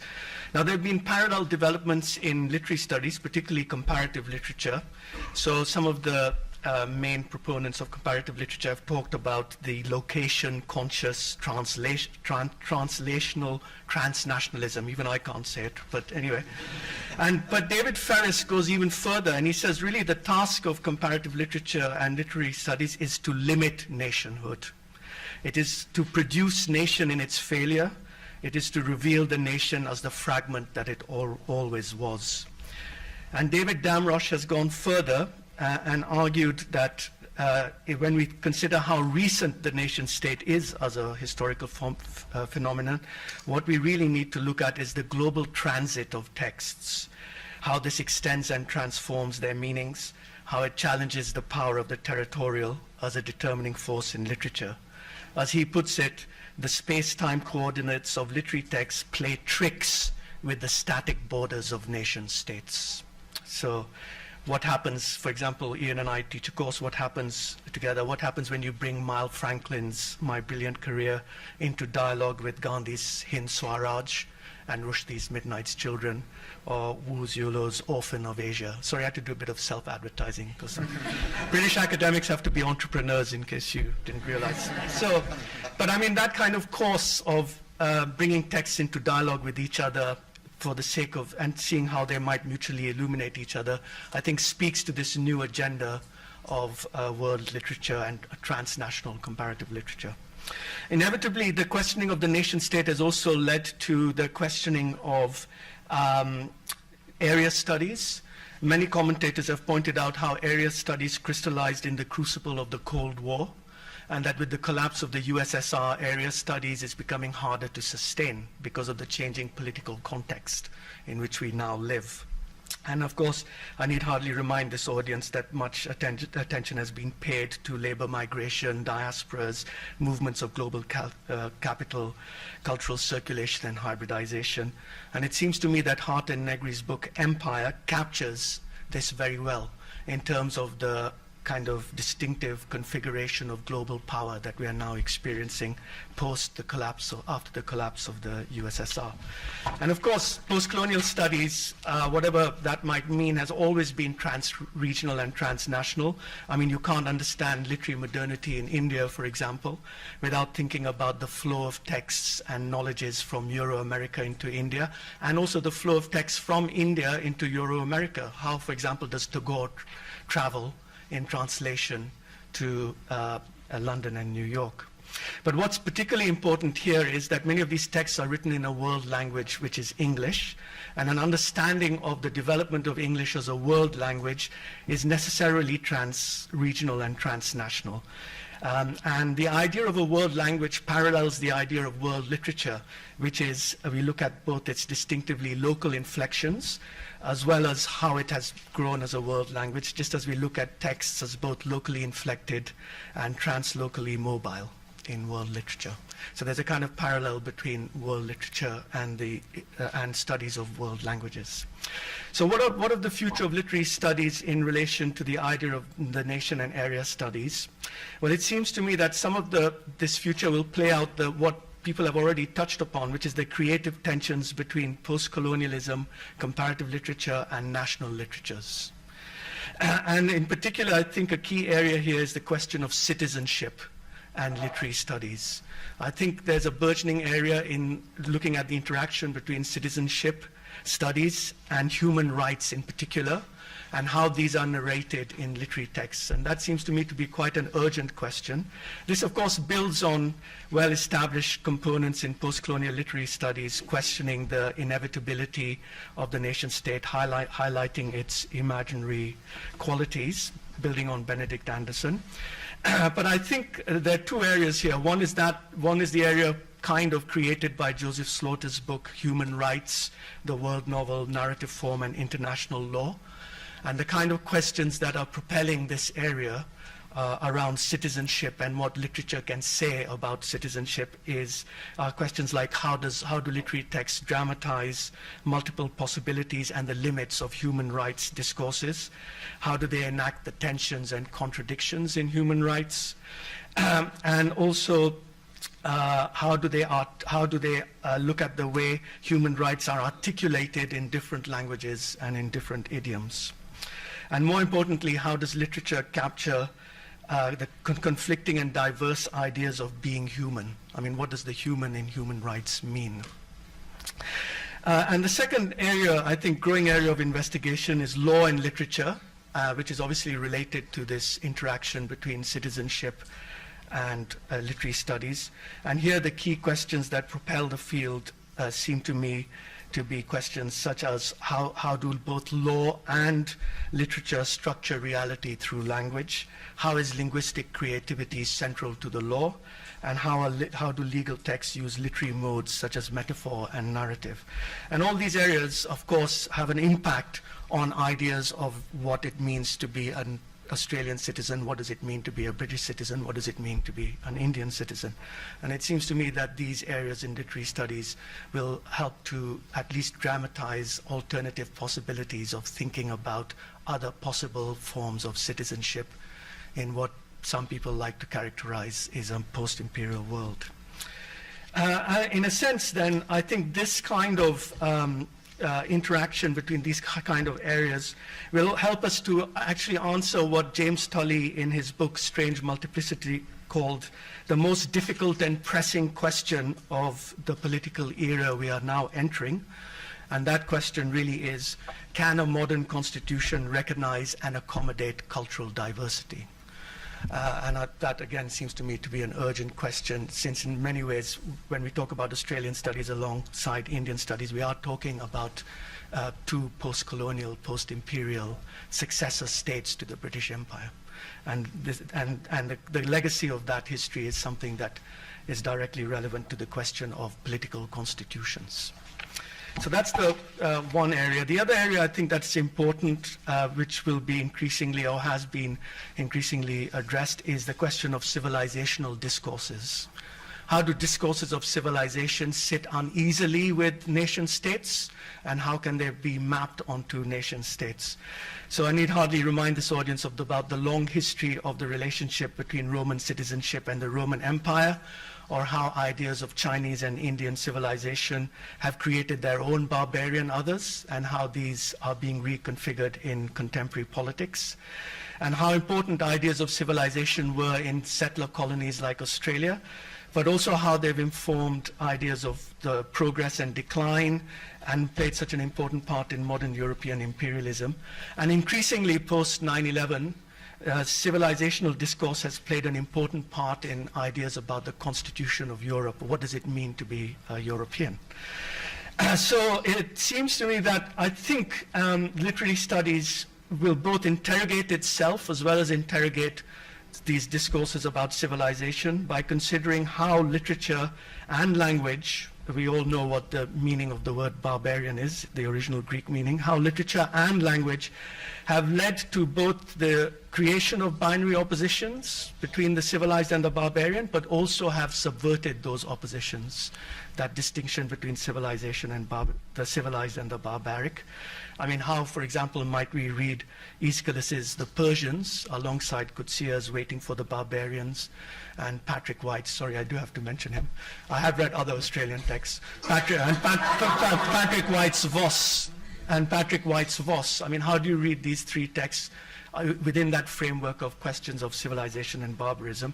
And more importantly, there have been recent studies on colonialism and the classics in India, Andrew Laird's work on Latin in Latin America. Of course, there's a lot of work on the teaching of Latin and Greek in Australia. And I think it's important to bring these different investigations into the same framework in order to think about civilizational discourses and how they've played out across the world in the national frameworks of different successor states to the British Empire, whether that's India or Australia. And again, there's been a lot of recent work on comparing the Sanskrit cosmopolis with the Latin cosmopolis, as well as and the Persian cosmopolis, but there hasn't been much work talking about the English cosmopolis. I mean, how do we compare the English cosmopolis with the Sanskrit and Latin cosmopolises of the past? And what role, for example, what place does Australia have in that English cosmopolis? Okay, so that's the third thing. I'm probably running out of time. No? Okay. The third area is something that I just wanted to talk about, which is obviously trans-regional and global and requires a reconfiguration of area studies, which is already happening, is eco-criticism, or what Spivak has called the planetary. And it seems to me that there's a possibility here of a new canon of world literature, a constellation of texts built around the idea of the planet, deep time, and our duty of care to the planet and other species. And there are obvious ways here in which we might, with that kind of transnational framework, select and combine, for example, Aboriginal traditions of caring for the land, I'm putting it quite generally, with in Australia with Aboriginal traditions in India. And in fact, ecological activists in India are doing precisely that. So that's another area where I think another growth area in literary studies, transnational, transregional, a kind of post-colonial humanism informed by a cosmopolitan ecological consciousness, drawing on Aboriginal, rereading, reinterpreting, drawing on Aboriginal traditions from different parts of the world. And then the final question is the question of interdisciplinarity. So that was already mentioned this morning, and it seems to me that everything I've said is premised on the possibility, the increasing possibility or an intensification of interdisciplinarity. And of course, one of the great things about area studies was not only its focus on language learning, but also that it was interdisciplinary. And it seems to me that the interdisciplinarity of literary studies and of what was area studies can be put into dialogue with each other in order to inform future trajectories of literary studies. But I think there's a bigger question here, which is, first of all, the asymmetries between disciplines in relation to interdisciplinary studies. So in my experience, historians are reluctant to borrow from literary studies, whereas literary scholars really kind of go hell-pelt to borrow as much as they can from history. So we might want to think about kind of the internal dynamics of that asymmetry, but I think there's also a bigger problem here, which is to think about how imperial contexts and legacies have actually played a role in the growth of lines of discipline and the organization of knowledge within the academy. So it seems to me that, for example, if we are discussing whether Britain is or cannot be post-imperial, so there's a lot of focus on institutions like the civil service and the Church of England, but not much focus on higher education and the academy and how knowledge is organized along disciplinary lines, what the colonial legacy of that might be within the academy. Of course, it would be absurd to say that all the disciplines are fatally compromised by their association with imperialism. I mean, it's obviously absurd to say that the Indo-European family of languages is an invalid hypothesis because it's part of colonial linguistics. So we do need a fine-grained investigation into the legacy of colonialism in defining disciplinary boundaries and the production of knowledge. But in some ways, the extent, I mean, you could argue that the inability or ability to move beyond the structures of disciplines that we work with is also a question that's relevant to the larger question of post-imperialism. And it's really a question, that's up for discussion. I noticed today, for example, the panel is divided between a historian and a literary scholar. And I think in many ways, the future of literary studies, whether it's in relation to Indian studies or Australian studies, it very much depends on the future of interdisciplinarity and how it's being managed and even suppressed, certainly in the British Academy. And what are the ways around that, that kind of quite oppressive management of interdisciplinarity in relation to the production of knowledge. Okay, thank you.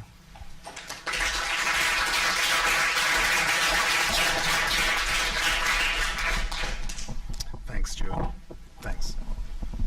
Thanks to Ian for the invitation to come and talk today. When Ian asked me to provide a title today, I immediately cast my mind back to 2000, the year that I spent at the Menzies Centre as a research and teaching fellow, and living, of course, as many Australian scholars do, at William Goodenough House. Astonishing that that's now 15 years ago, Carl. This was only months after the Republic referendum, the failed referendum of November 1999, but it was also the year of the London celebrations, the London end of the celebrations for the centenary of Australian Federation, which ended with an unforgettable party at Australia House. If I remember correctly, almost everyone present that evening, artists, politicians, judges, former prime ministers, journalists, academics, actors, comedians, mingled as one. The question of exactly how Australians mingle had already been a subject of discussion that week. One day before John Howard's major speech was delivered at Guildhall on July 6, 2000, disagreement had arisen concerning the appropriate protocol for pre-lunch drinks the following day. Security here insisted that VIPs would enter and be ushered immediately into a separate room for drinks. John Howard, however, insisted that he would have none of this. This was not the Australian way, he said. He wanted Australian VIPs, and British VIPs for that matter, to mingle with all invited guests. Howard won that argument.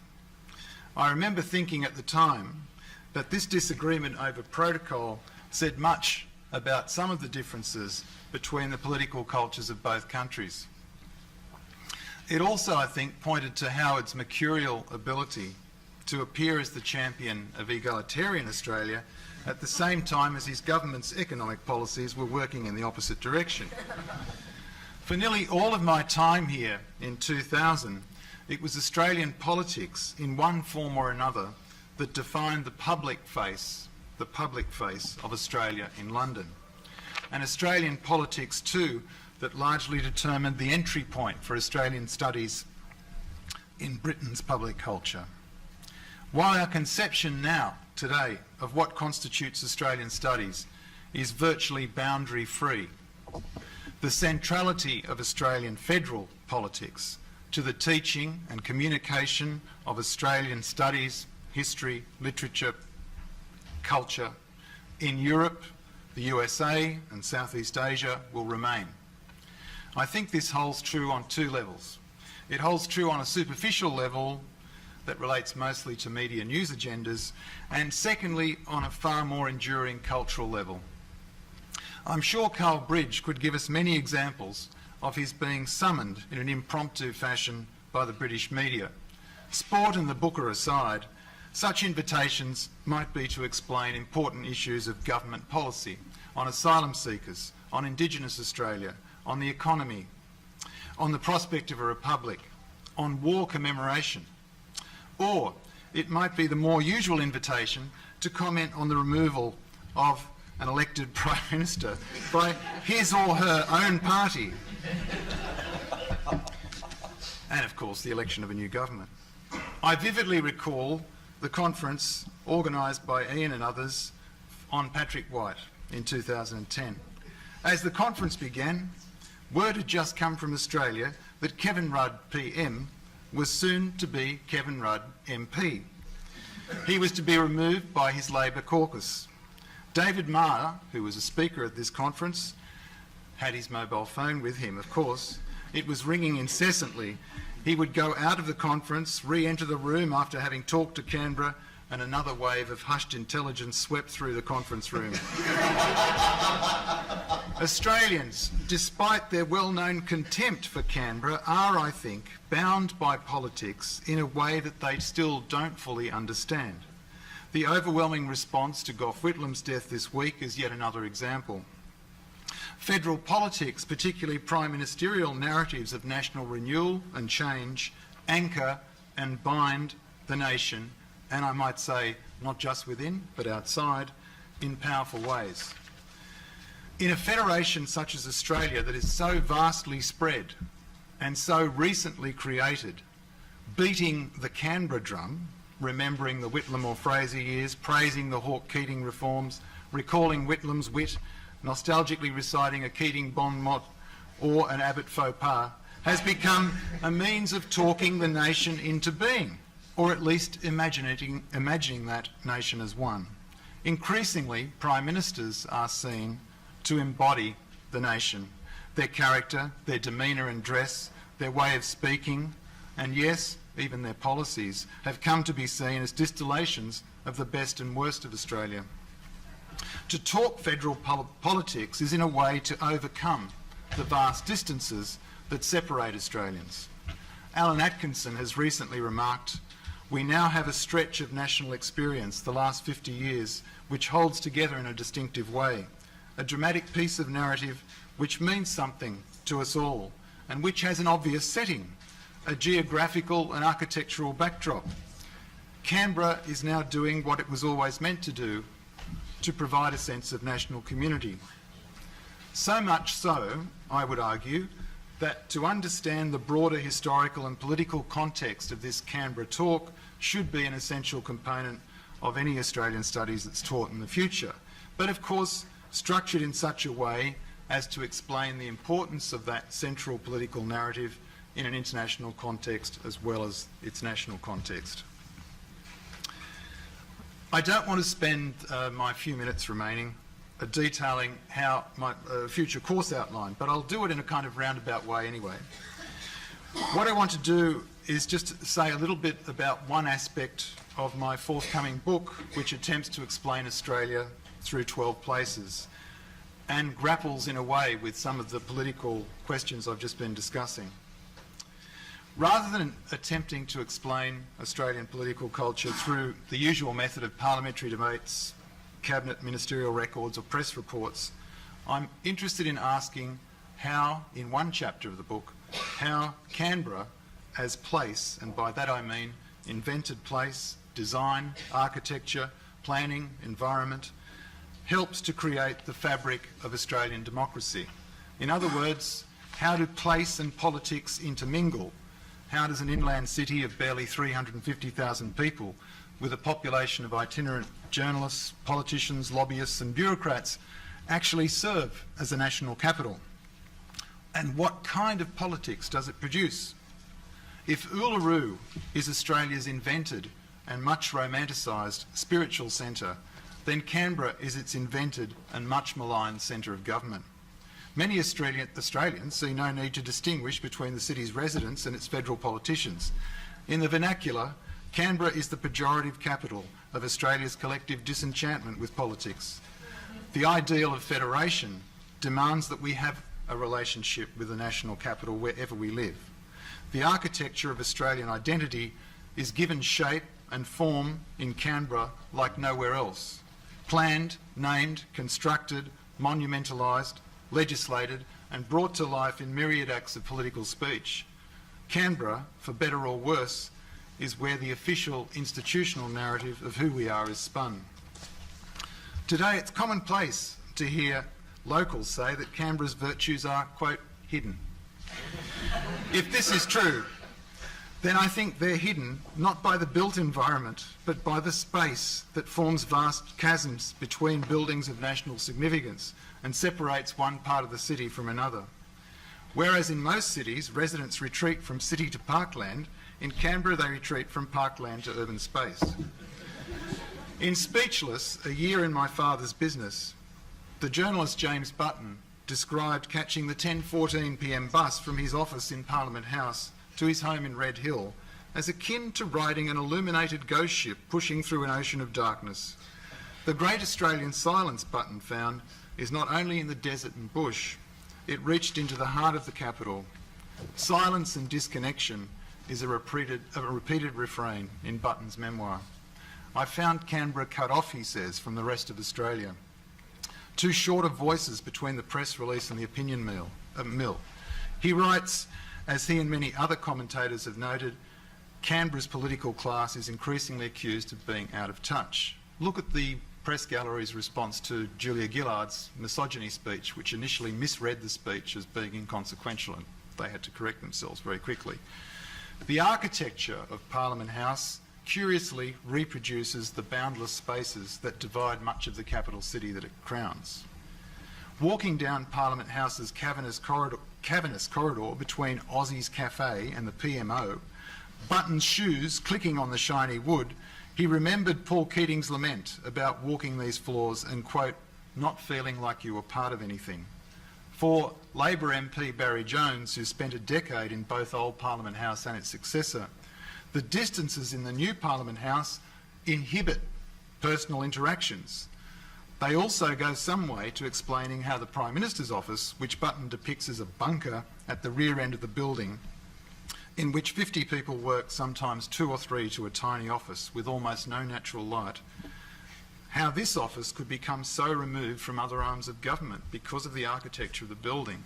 As Jones explains, new Parliament House maximises the separation between the executive and the backbench, between the representatives and the senators, between the individual members and centres for collective activity. The corridors, which in Old Parliament House used to be full of activity, are now deserted. The building is enormous. The ground floor covers an area larger than Homer's Troy.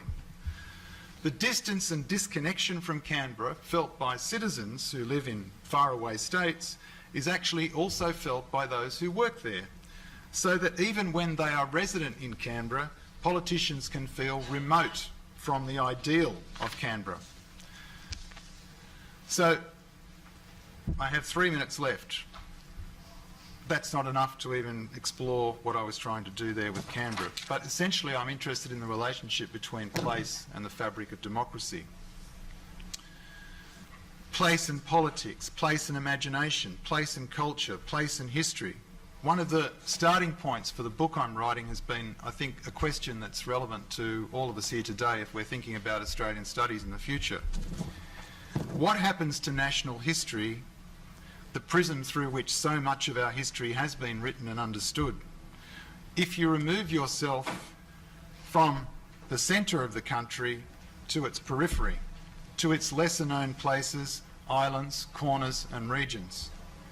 Do those national narratives of war and political formation with which we're so familiar, do those narratives still hold sway?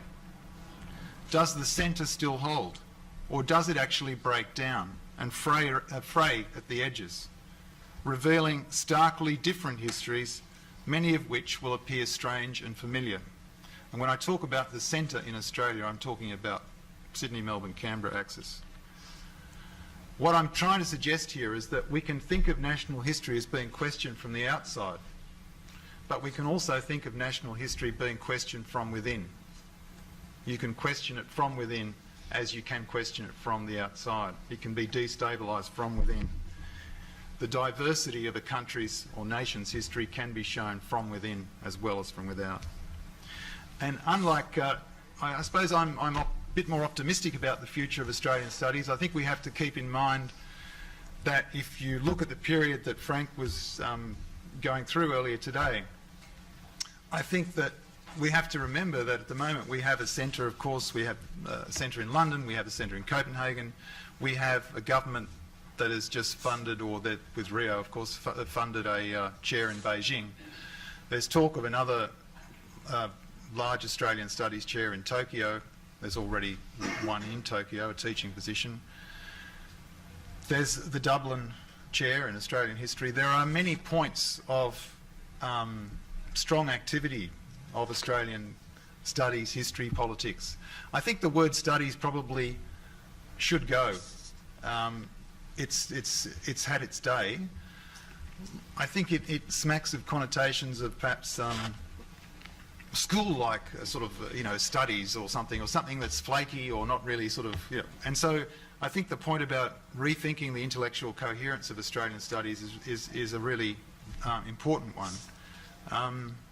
But I'm optimistic about the future of Australian studies. I don't see the question of distinctiveness, what is distinctive about Australia, or any country for that matter, as being necessarily in conflict with its international resonance. The question rather is not that those two things are necessarily in conflict, the national distinctiveness and the international, but rather what does that national distinctiveness, what contribution, what relevance, what does it have to say to, how does it speak to, how is it relevant to the international? And that raises questions of citizenship and so on that earlier speakers have already mentioned. Thanks.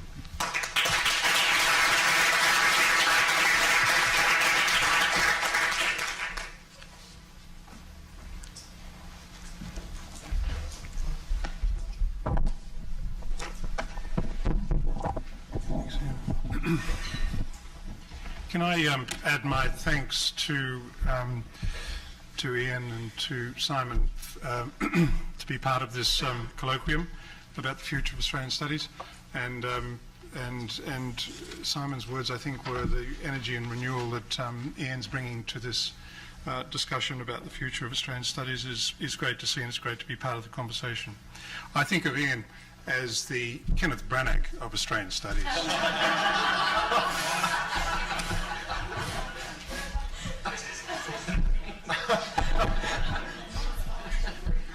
I guess I'm talking about the discipline, the field, the area of study, the department of knowledge, the profession, the secondary institution, given that literature, in the broadest possible definition, is the object of study, the primary industry. I'm sure it won't be news to you here to hear that there's no corner of the field of literary studies that remains stable. Every element is undergoing continual evolution, like many other fields, I guess, with local and national inflections, including the ongoing open question of literature itself, of what it is, of what gets taught. And as far as the operations of the field are concerned, I think Bill Reading's put it succinctly to my mind. Disciplinarity, he said, is a permanent question. There's also a larger frame here in the form of broader questions about the contemporary fate of humanistic education. There have been some powerful critiques of the devaluing of or disinvestment in humanistic education recently that I've been particularly interested in. Christopher Newfield's Unmaking the Public University, and Peter Brooks's The Humanities and Public Life, for example, just to mention two. Although I won't say anything about these here, they're an important part of the picture, I think. But they're also from North America, and so they come out of a very different kind of cultural and political context. So scanning the terrain of Australian literary studies, then I think it's fair to say it looks like a pretty dynamic and evolving ecosystem at the local, national and international levels. The scholarly community in literary studies in Australian universities, though, is not large, and often colleagues are working in small or isolated groups within their institutions. Together with the tyranny of distance, this means that national and international networks are crucial to us. So Australians have to embrace, I'm sure just about everyone here would empathise with this point, Australians have to embrace long-haul de-provincialising travel. So in the scholarly critical domain, there are a new series of critical monographs like the Sydney University Press Studies in Australian Literature series, starting with studies of important authors like Alex Miller and Shirley Hazzard, and the internationally published Anthem Australian Humanities Research, another important series, again new. Subsidy-needy scholarly editions still manage to appear somehow. Paul Eggert's Henry Lawson volumes, for example, some even in internationally collaborative academic publishing. But one of the most important developments of the past 2 to 3 years is the republication of original Australian literary texts themselves, most notably in the Text Australian Classics series, but also the Allen and Unwin House of Books Heritage series. These are both from independent publishers. There are various critical and teaching resources that go along with these series, like Reading Australia, a collaboration of the Copyright Authority and Griffith University. These are responses within the publishing industry by enthusiasts and activists within the publishing world to the widespread sense that Australian literature needs to be kept in print, and that the chains and the multinationals aren't much interested in doing this. At the leading theoretical edge, there are recent outstanding examples of individual critical work of world standard, I think, like Nicole Moore's The Censors Library, about the history of censorship in Australian literature, Simon During's Exit Capitalism and Against Democracy, Literary Experiences in the Era of Emancipations, Russ West Pavlov's Imaginary Antipodes. And for mine, one of the most positive signs of the strength of the field, I think, is critical work like Louise Darson's in Old Songs in a Timeless Land, Medievalism in Australian Literature, 1840 to 1910, and Paul Giles's recent Antipodes in America, Australasia, and the Constitution of US Literature. Both studies, Giles's and Darson's, offer rich contextual readings of Australian literature, one by a medievalist, one by a comparative American literature scholar, that expand the possibilities of reading and light up networks of connection between non-Australian and English literary studies.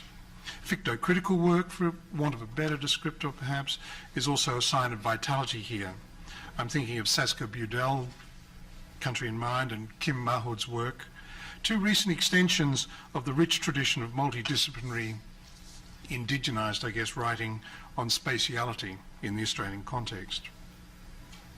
Infrastructure. The infrastructure of the discipline is in a pretty healthy state, I guess, although there's always uncertainty around the funding of the AustLit resource, the world-leading bibliographical resource that all of us use for all aspects of Australian literary studies. Theory of textual editing, book history, bibliographical and publishing history are all seriously networked to international associations and contemporary paradigms. There is field-shifting work underway, like major projects about the publishing of Australian literary works in North America and in the GDR.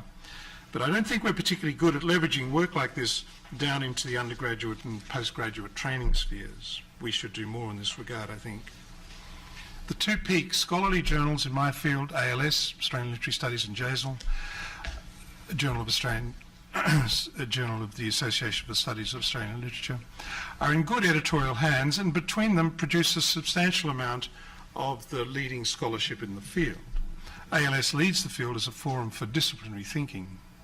The cluster of articles about Indigenous literary production in the current JASL is a good example, I think, of leading-edge engagement with this important area. And then there are the numerous other journals where national and international work on Australian literature is appearing, from Antipodes, which we've heard about already in North America, to journals in cognate fields that often published related work, Cultural Studies Review, Journal of Australian Studies, and Australian Studies. Not to mention the little magazines with their mix of critical and creative work, Southerly, Meanjin, Westerly, the Griffith Review, etc., all important sites of intersection between the academic and the writing institutions. New online journals like Cordite, Sydney Review of Books, Journal of Poetics Research, and others are opening up the virtual space of literary critical discourse, which has its own distinctiveness and readerships. The professional association, ASL, seems to be growing in strength and diversity of activities, judging by the annual conference this year at Sydney University, and the continuing viability of ASL mini-conferences as well. Now ASL even has a veterans wing, a very active bunch of nominally retired Australianist globetrotters, recently in Paraguay, I gather. The INASA, International Australian Studies Association, always includes literary-oriented work, much by overseas scholars. Mid-next year, under the aegis of ASL, ALS editor Lee Dale will be coordinating a first conference ever of the Language and Literature Associations in Australia, ASL, ALA, AAL, the new Australian University Heads of English Association. This network has all sorts of potential, and personally I'm hoping it will mean we can do more in terms of professionalisation, providing data and analysis about employment in the field, working on language policy, ensuring diversities and equities are monitored in the way the MLA does. In this connection, We're also very lucky to have an authoritative disciplinary history, Lee Dale's The Enchantment of English, which appeared in an earlier version as The Englishman, published in its revised version in 2012, The Enchantment of English, as a reference point for everyone in the field. A crucial aspect of disciplinarity, I think, of its strength is knowing the history, telling and retelling the story of the field's development and its personnel. It's one of the things I think, again, one needs to induct postgraduates specifically into. There's very encouraging news this year of 2 ARC-funded future fellowships in Australian literature. Justin Clemens in English at Melbourne University for a project on Australian poetry, and Nicole Moore at UNSW ADFA for a project in book history. Rob Dixon at Sydney, of course, is continuing with his ARC-funded Outstanding Researcher Award for a project on Australian and world literatures. Researchers in Australian literature do reasonably well at the pure basic level of ARC funding, with discovery and linkage projects, sometimes with international collaborators. But the next step here is ARC laureate fellowships or large centre of excellence funding, a level which is yet to be achieved in our discipline. This level is about how the discipline is perceived more broadly, I think, in terms of maturity and depth by the funding bodies, I guess. The institutional profiles. There are 2 or 3 professors of Australian literature in the country, depending a bit on how they define themselves, although I'm certainly one of them, but many more senior figures in English and literary studies doing Australianist work. We don't have reliable enough or up-to-date data, I think, but my sense of the postgraduate sector is that there are increasing numbers of strong candidates in Australian literary studies, including from overseas. For example, apart from Australian students, I supervise 3 PhDs from China and 2 co-tutel PhDs with German institutions, which is probably a pretty common story, I would think, in Australian universities today. The teaching sphere includes the ongoing challenge of the Australian curriculum in school education. This is something I did want to mention, actually. The mandating of Australian literature within the AC, the Australian Curriculum English, from K to 12, has provoked all sorts of conversation and anxieties that would not otherwise have happened. And this is currently a contention within, the institutions of education in Australia and the political institutions in various ways. Largely in response to this changing terrain, this year I have a collaborative discovery project application in with the ARC with colleagues in education faculties about the question of what a literary education might be in the contemporary context. I mention this because I think that's something that we're a bit at sea about, actually, in my field. What constitutes a literary education today? Probably we're even reluctant to discuss it in some ways. If we're talking about the future of Australian literary studies, then I think it's crucial to have the conversation about what a literary education is, what are its stages, what are its trajectories. The conversation between the disciplined folk and the teacher educators in English is essential because there are some serious challenges here in terms of teacher education. For example, the AC, the Australian Curriculum English, assumes that there is such a subject, English, at the tertiary level, but actually pretty pressed at most Australian universities to find something actually called English. It'd be there in all sorts of shapes and form in various kinds of post-disciplinary and other kinds of nominations to do with majors and sub-majors and structures, but not necessarily just English. At the tertiary level, we need data about majors in Australian literary studies or within English and literary studies majors. Further on the institutional profile, the MLA is currently producing a volume in their Options for Teaching series called Teaching Australian and New Zealand Literature, due out in 2015. And the MLA, as the largest professional body for literary studies in the world, continues to welcome and to host panels and papers in Australian literary studies, even while the MLA's imperial structures situate Australia in symptomatic ways as other, undifferentiated and minor. There are strong connections, though, here with the AAALS. The Academy of Humanities has recently published a report mapping the humanities, arts and social sciences in Australia, which is not yet available, but which will be important, I think, in my field in terms of how it does the advocacy for the humanities, which looks like a pretty tough job at the moment, given the emphasis at governmental level on science and technology. The disciplinary terrain. It's always the most complex thing to understand and to follow, I think. At the same time, it's the reactor core of the field. It seems to me that this is a moment of simultaneous, and we've heard this before, I think, from Javed, and others, it's a moment of return to disciplinarity on the one hand, but on the other hand to a discipline of newly evolving strands and problems, a post-nationalising English of world literature, of First Nations literary studies, of globalised early modern and modernist studies, for example. In the 50th year anniversary issue of ALS this year, titled The English Issue, editors Lee Dale and Tanya Dalziel would have been well aware of the estrangement effect of such an emphasis on English in a milestone issue of the canonical journal of Australian Literary Studies. The change signalled by the editors was clear, I think. The editors couldn't be less concerned with national literature, actually, or national identity, or national anything. What they are worried about, though, is the discipline and where it's going, and the various post-disciplinary turns in recent years. Alongside and intersecting with this disciplinary thinking, are collective investments in multidisciplinary networks focused around intellectual, social, or technological constellations. The most dynamic of these at the moment are probably DH, Digital Humanities, and the Environmental Humanities, both already with significant Australian presence, including literary critical components of considerable interest to new postgraduates. The Digital Humanities, or the theory and application of computational methods to traditional humanities questions, has a nominated chair at the University of Western Sydney and has already set up a national association. The Environmental Humanities, which explores the many ways in which environmental problems are irreducibly entangled with social and cultural practices and questions of politics, knowledge, meaning, value and ethics, has an Australian-based information hub, an online journal and a forthcoming MOOC, both from UNSW.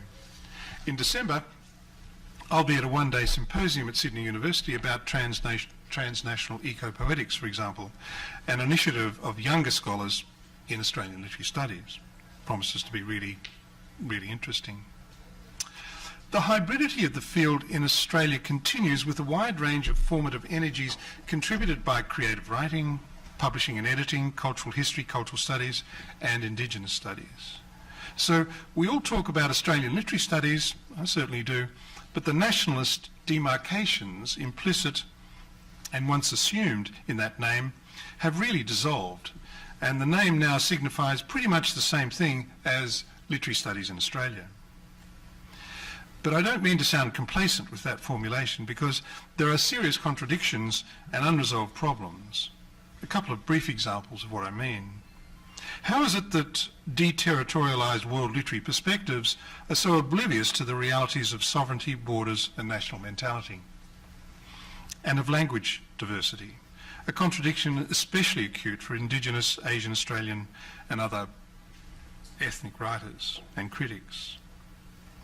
After the political critiques of the post-70s, why is there still, echoing Javed's point here, so little recognition of how literature operates in the real world, of its social work, if you like, of literature and human rights, for example? It's taking a long time for literary historians and critics to grasp what J.M. Coetzee is doing in his post-South African metafictions, which represent an influential, I think, new rewriting of the Australian imaginary. The Australian Studies connection. There are important international hubs of Australianist work, including literary studies here in London at the Menzies, but also in Tokyo, Copenhagen, as we've heard, other centres in Europe, at Harvard, in India, and over 30 centres in China, in Chinese universities, led by the BHP Billiton Chair in Beijing.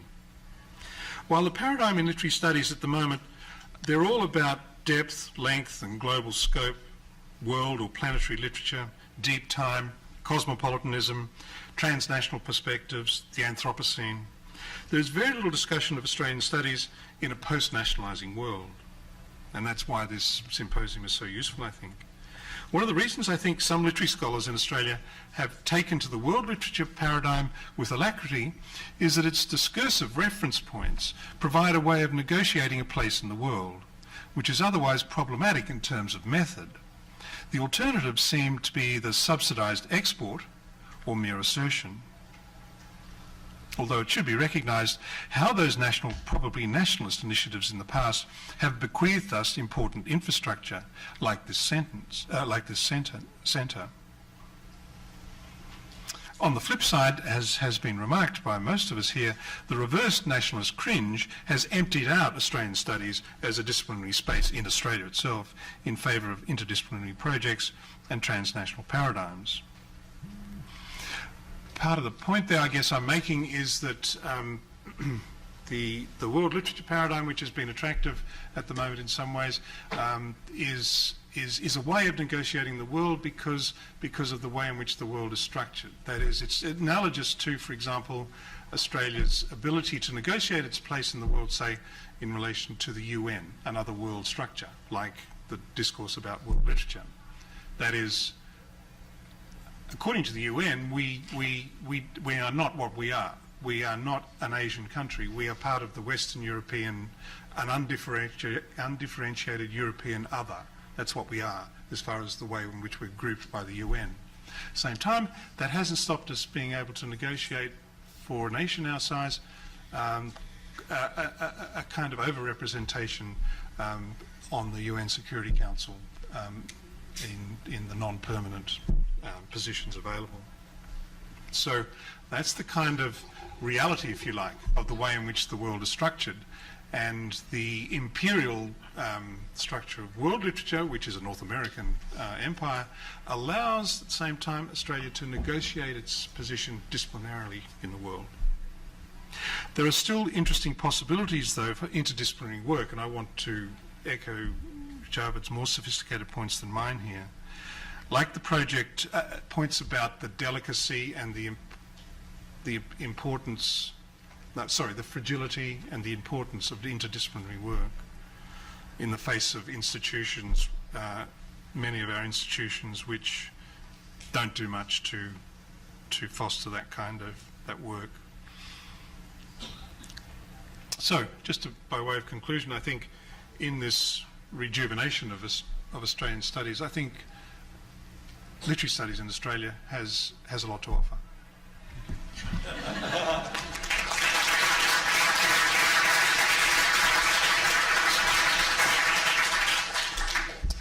Right, many thanks to the panel for, firstly for delivering, as they say in the film business, on time and under budget, but also for illuminating the ways in which the kinds of issues we talked about this morning, the dilemmas and challenges facing Australian studies, are perhaps merely one facet of wider challenges facing the humanities.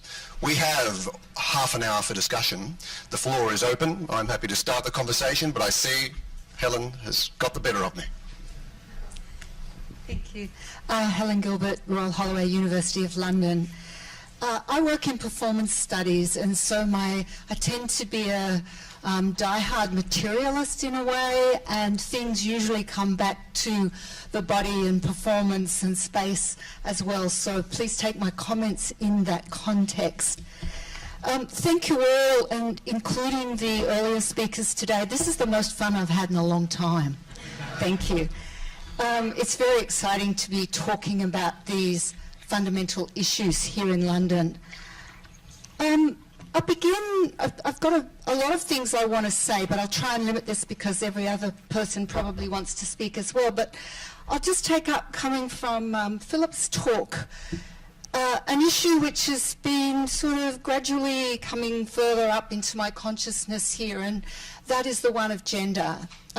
Philip, you mentioned Lee Dale's work on mapping the ways in which literary studies in Australia have developed, and of course the larger-than-life figure of Leonie Kramer appears in Lee's book. I remember that from sharing an office with Lee all those years ago. And it seems to me that if you look at just literary studies for the moment, because that's the one I know a little bit more about, but I think it's inflected in a broader area of Australian studies, that within Australia itself, there's been a wonderful diversification of voices that are beginning to talk and influence the scholarship. And yet, at the same time, externally, when you look at Australian studies centres, and I'll use the example of this brochure here, the history has been very masculine.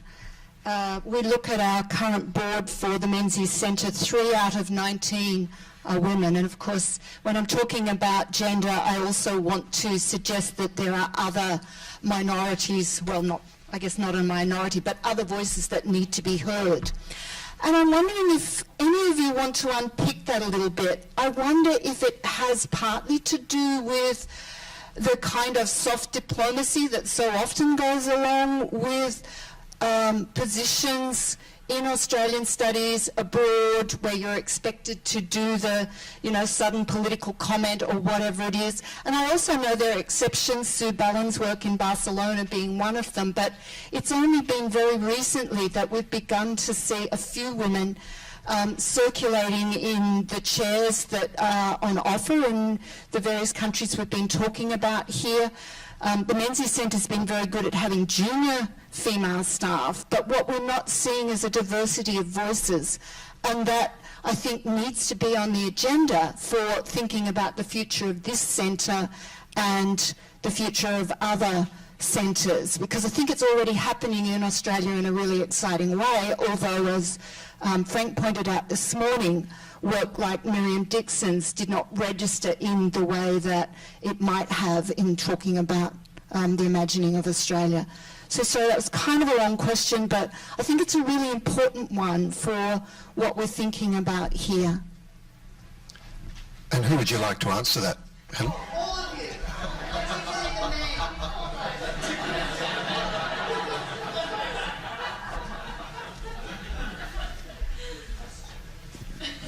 I think that's more a comment. I think it's not really a question which, in terms of the themes which we raised, we can respond to. I think it's a question for the entire room. I think it's hard to generalise too in terms of the specific reasons that women might not find, more women might not be in certain positions. Here, for example, the reasons for that might be different to other places around the globe. So, if I take the point, I know myself that on 2 or 3 occasions when I've applied for positions overseas, I found out afterwards that there were no women on the following the shortlist, but I don't know how many applied. It's very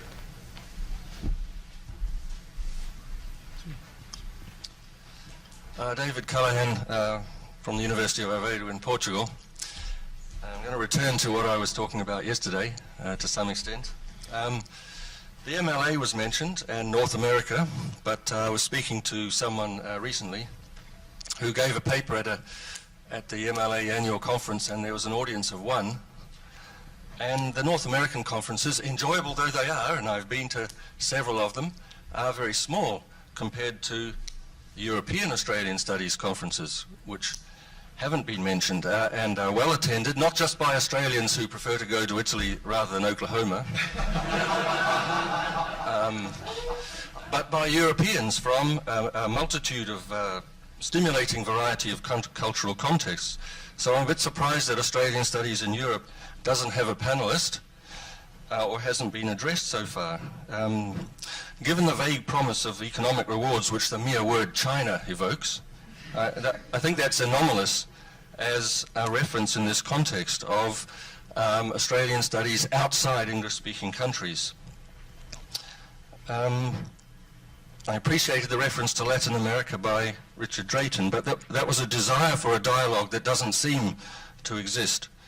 Brazil-Australia would be my specific interest, but European Australian studies does exist, but in a rhizomatic fashion, not mostly through centres. So how can this interest in multiple language and cultural contexts that doesn't and can't develop centres, how can this be fomented and encouraged? And I take it that my invitation here, in a way, is Ian's, I don't know, it implicitly suggests that this might be a place where that sort of rhizomatic network might be, encouraged. But obviously that has, again, it seems to be brokered or leveraged through the authority of the English language, and people who possess the English language, in a way, possess the authority over Australia that non-English speakers often believe that they are perceived by Australians not to possess. So there was a question in there, how can this be fomented, this rhizomatic enthusiasm from those places? There was a question in there.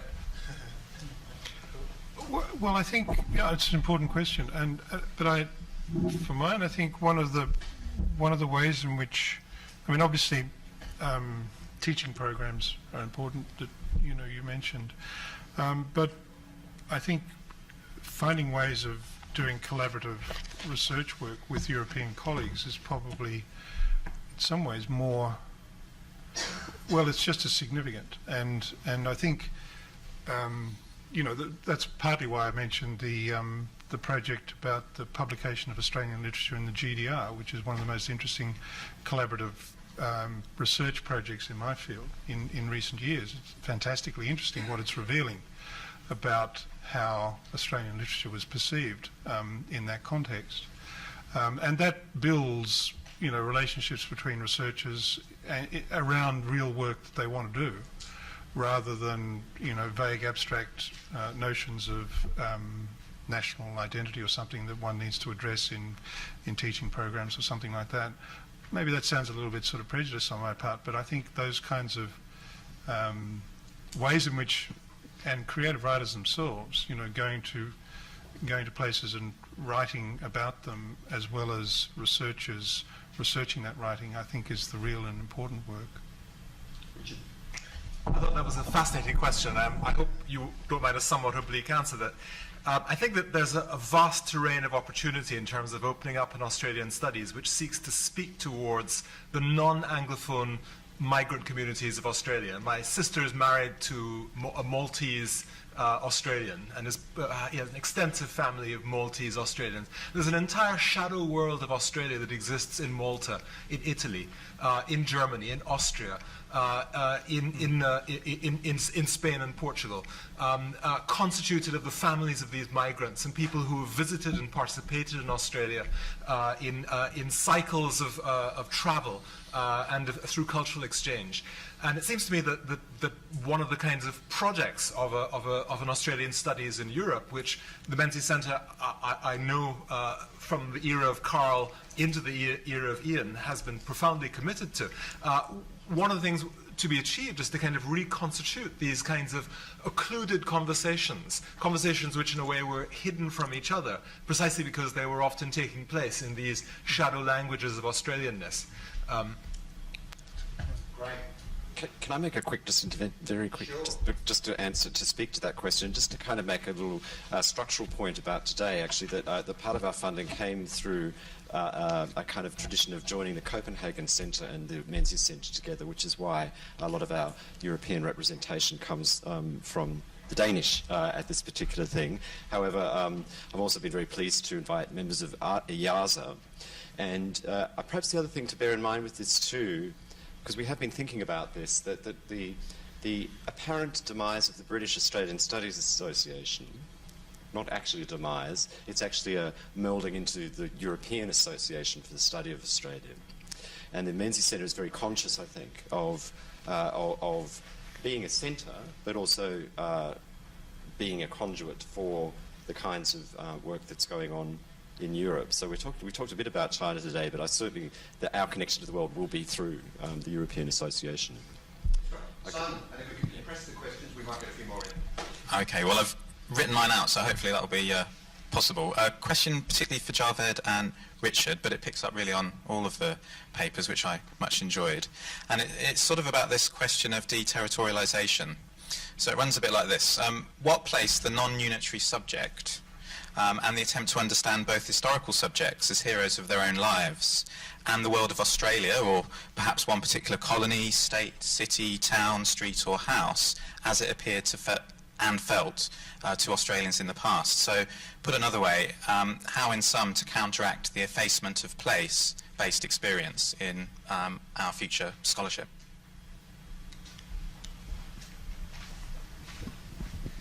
Oh, right. Is that all? Can you hear me? Yeah. No, well, I think that's, obviously a great question, but I don't see deterritorialization being about, and that's not kind of what I was talking about the effacement of place. If anything, it's about enhancing our consciousness of the importance of place, but also how places in modernity are networked in ways in which they weren't perhaps networked before. So it's not really about the effacing of place, it's more about kind of expanding or reconfiguring our understanding of how place operates in a variety of communities, whether it's migrant or diasporic communities, how place is reinvented, what the return journey means. When a text travels beyond its, let's say, use the word national context simplistically, what kind of signs of that context does it still bear which can't be effaced from it?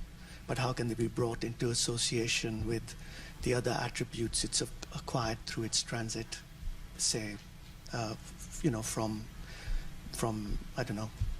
I've just been reading George Eliot. So George Eliot to India, what happens to the English parts of it? How is it reconfigured? How is it reinterpreted? So I don't really see that actually because when we talk about the borders of nations and transnationalism, what we're talking about is how the borders are sometimes actually strengthened by transnationalism and sometimes breached by it. So I don't really, that would be my response. I, on the other hand, actually do think there's quite a serious problem here, and there is a way in which the kind of disciplinary practices which center deterritorialization, or as it's called in Australia, internationalization, often in fact is a strange shadow surrogate for the forms of self-alienation which were associated with the imperial self.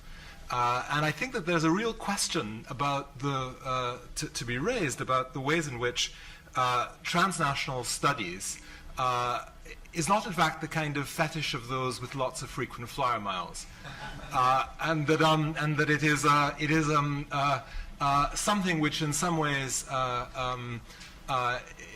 lives off of the forms of privilege which are enjoyed by those who are highly educated and those who buy the books of those who are highly educated. And that there is, I think, a real challenge to ask questions about how can we ground, how can we territorialize, how can we give an irreducible sense of place to Australianness. And to that extent, I think that there is a struggle to be fought within Australia about Australian studies. And I have to say I was quite dismayed by much of what I heard in the first panel, because it strikes me that this suggests that there is a kind of embarrassment, a kind of feeling that to pursue the road which leads to the constitution of an Australian canon would in some way be to provincialize yourself, when in fact it may be exactly the opposite. And it might be that one's road to the cosmopolitan leads through the development of a sense of the Australian. Not, of course, a sense of the Australian locked into itself, but a sense of the Australian in every rock and suburb of that country, which is understood as never separated from various forms of transnational forms of reference. But I think that Simon does raise, I think, a very important question. But I wonder whether, in fact, the particular role of a centre such as this may not, in fact, be to help catalyse that process of self-acknowledgement. It may well be that in a peculiar way, in a kind of reverse of the role played by the colonial mirror in another historical period, that the kind of diasporic intellectual community that is represented by this centre can play the role which diasporas have played throughout the 19th and 20th centuries in terms of helping those who are rooted discover themselves as a whole. And that it may well be that a centre such as this can actually play quite a significant and tonic role in collaboration with centres of Australian studies within Australia itself. And it's surely time to go from Carlbridge. I was hoping not to say anything. I feel a bit like Jeremy Bentham sitting in the corner. Or maybe Banquo.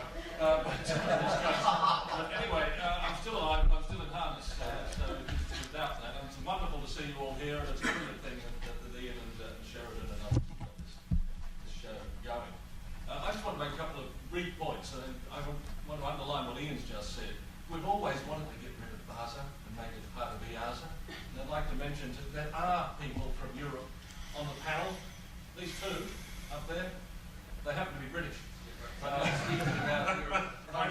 know exactly what you were saying. You want us in Europe? We're in it. As far as the Australians are concerned. But anyway, that's by the way.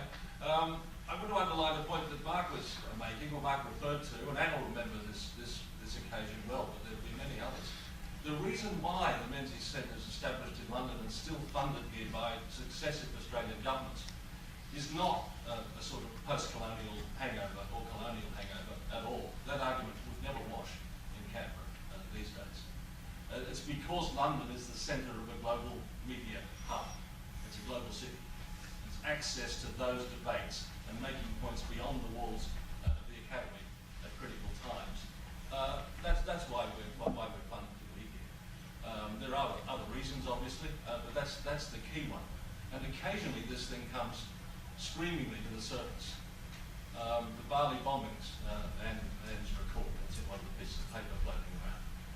The Archbishop of Canterbury needed to make a speech about the Bali bombings at the service, or the sermon. Anne wrote the sermon, more or less, and that had global media coverage. Pauline Hanson rampaging around in Australia. The BBC World Service called me in to explain Pauline Hanson. Thank goodness that at the end of the interview, it was about 15 minutes on the World at One, the interviewer, he didn't tell me before, but afterwards, how many English-speaking Chinese were listening.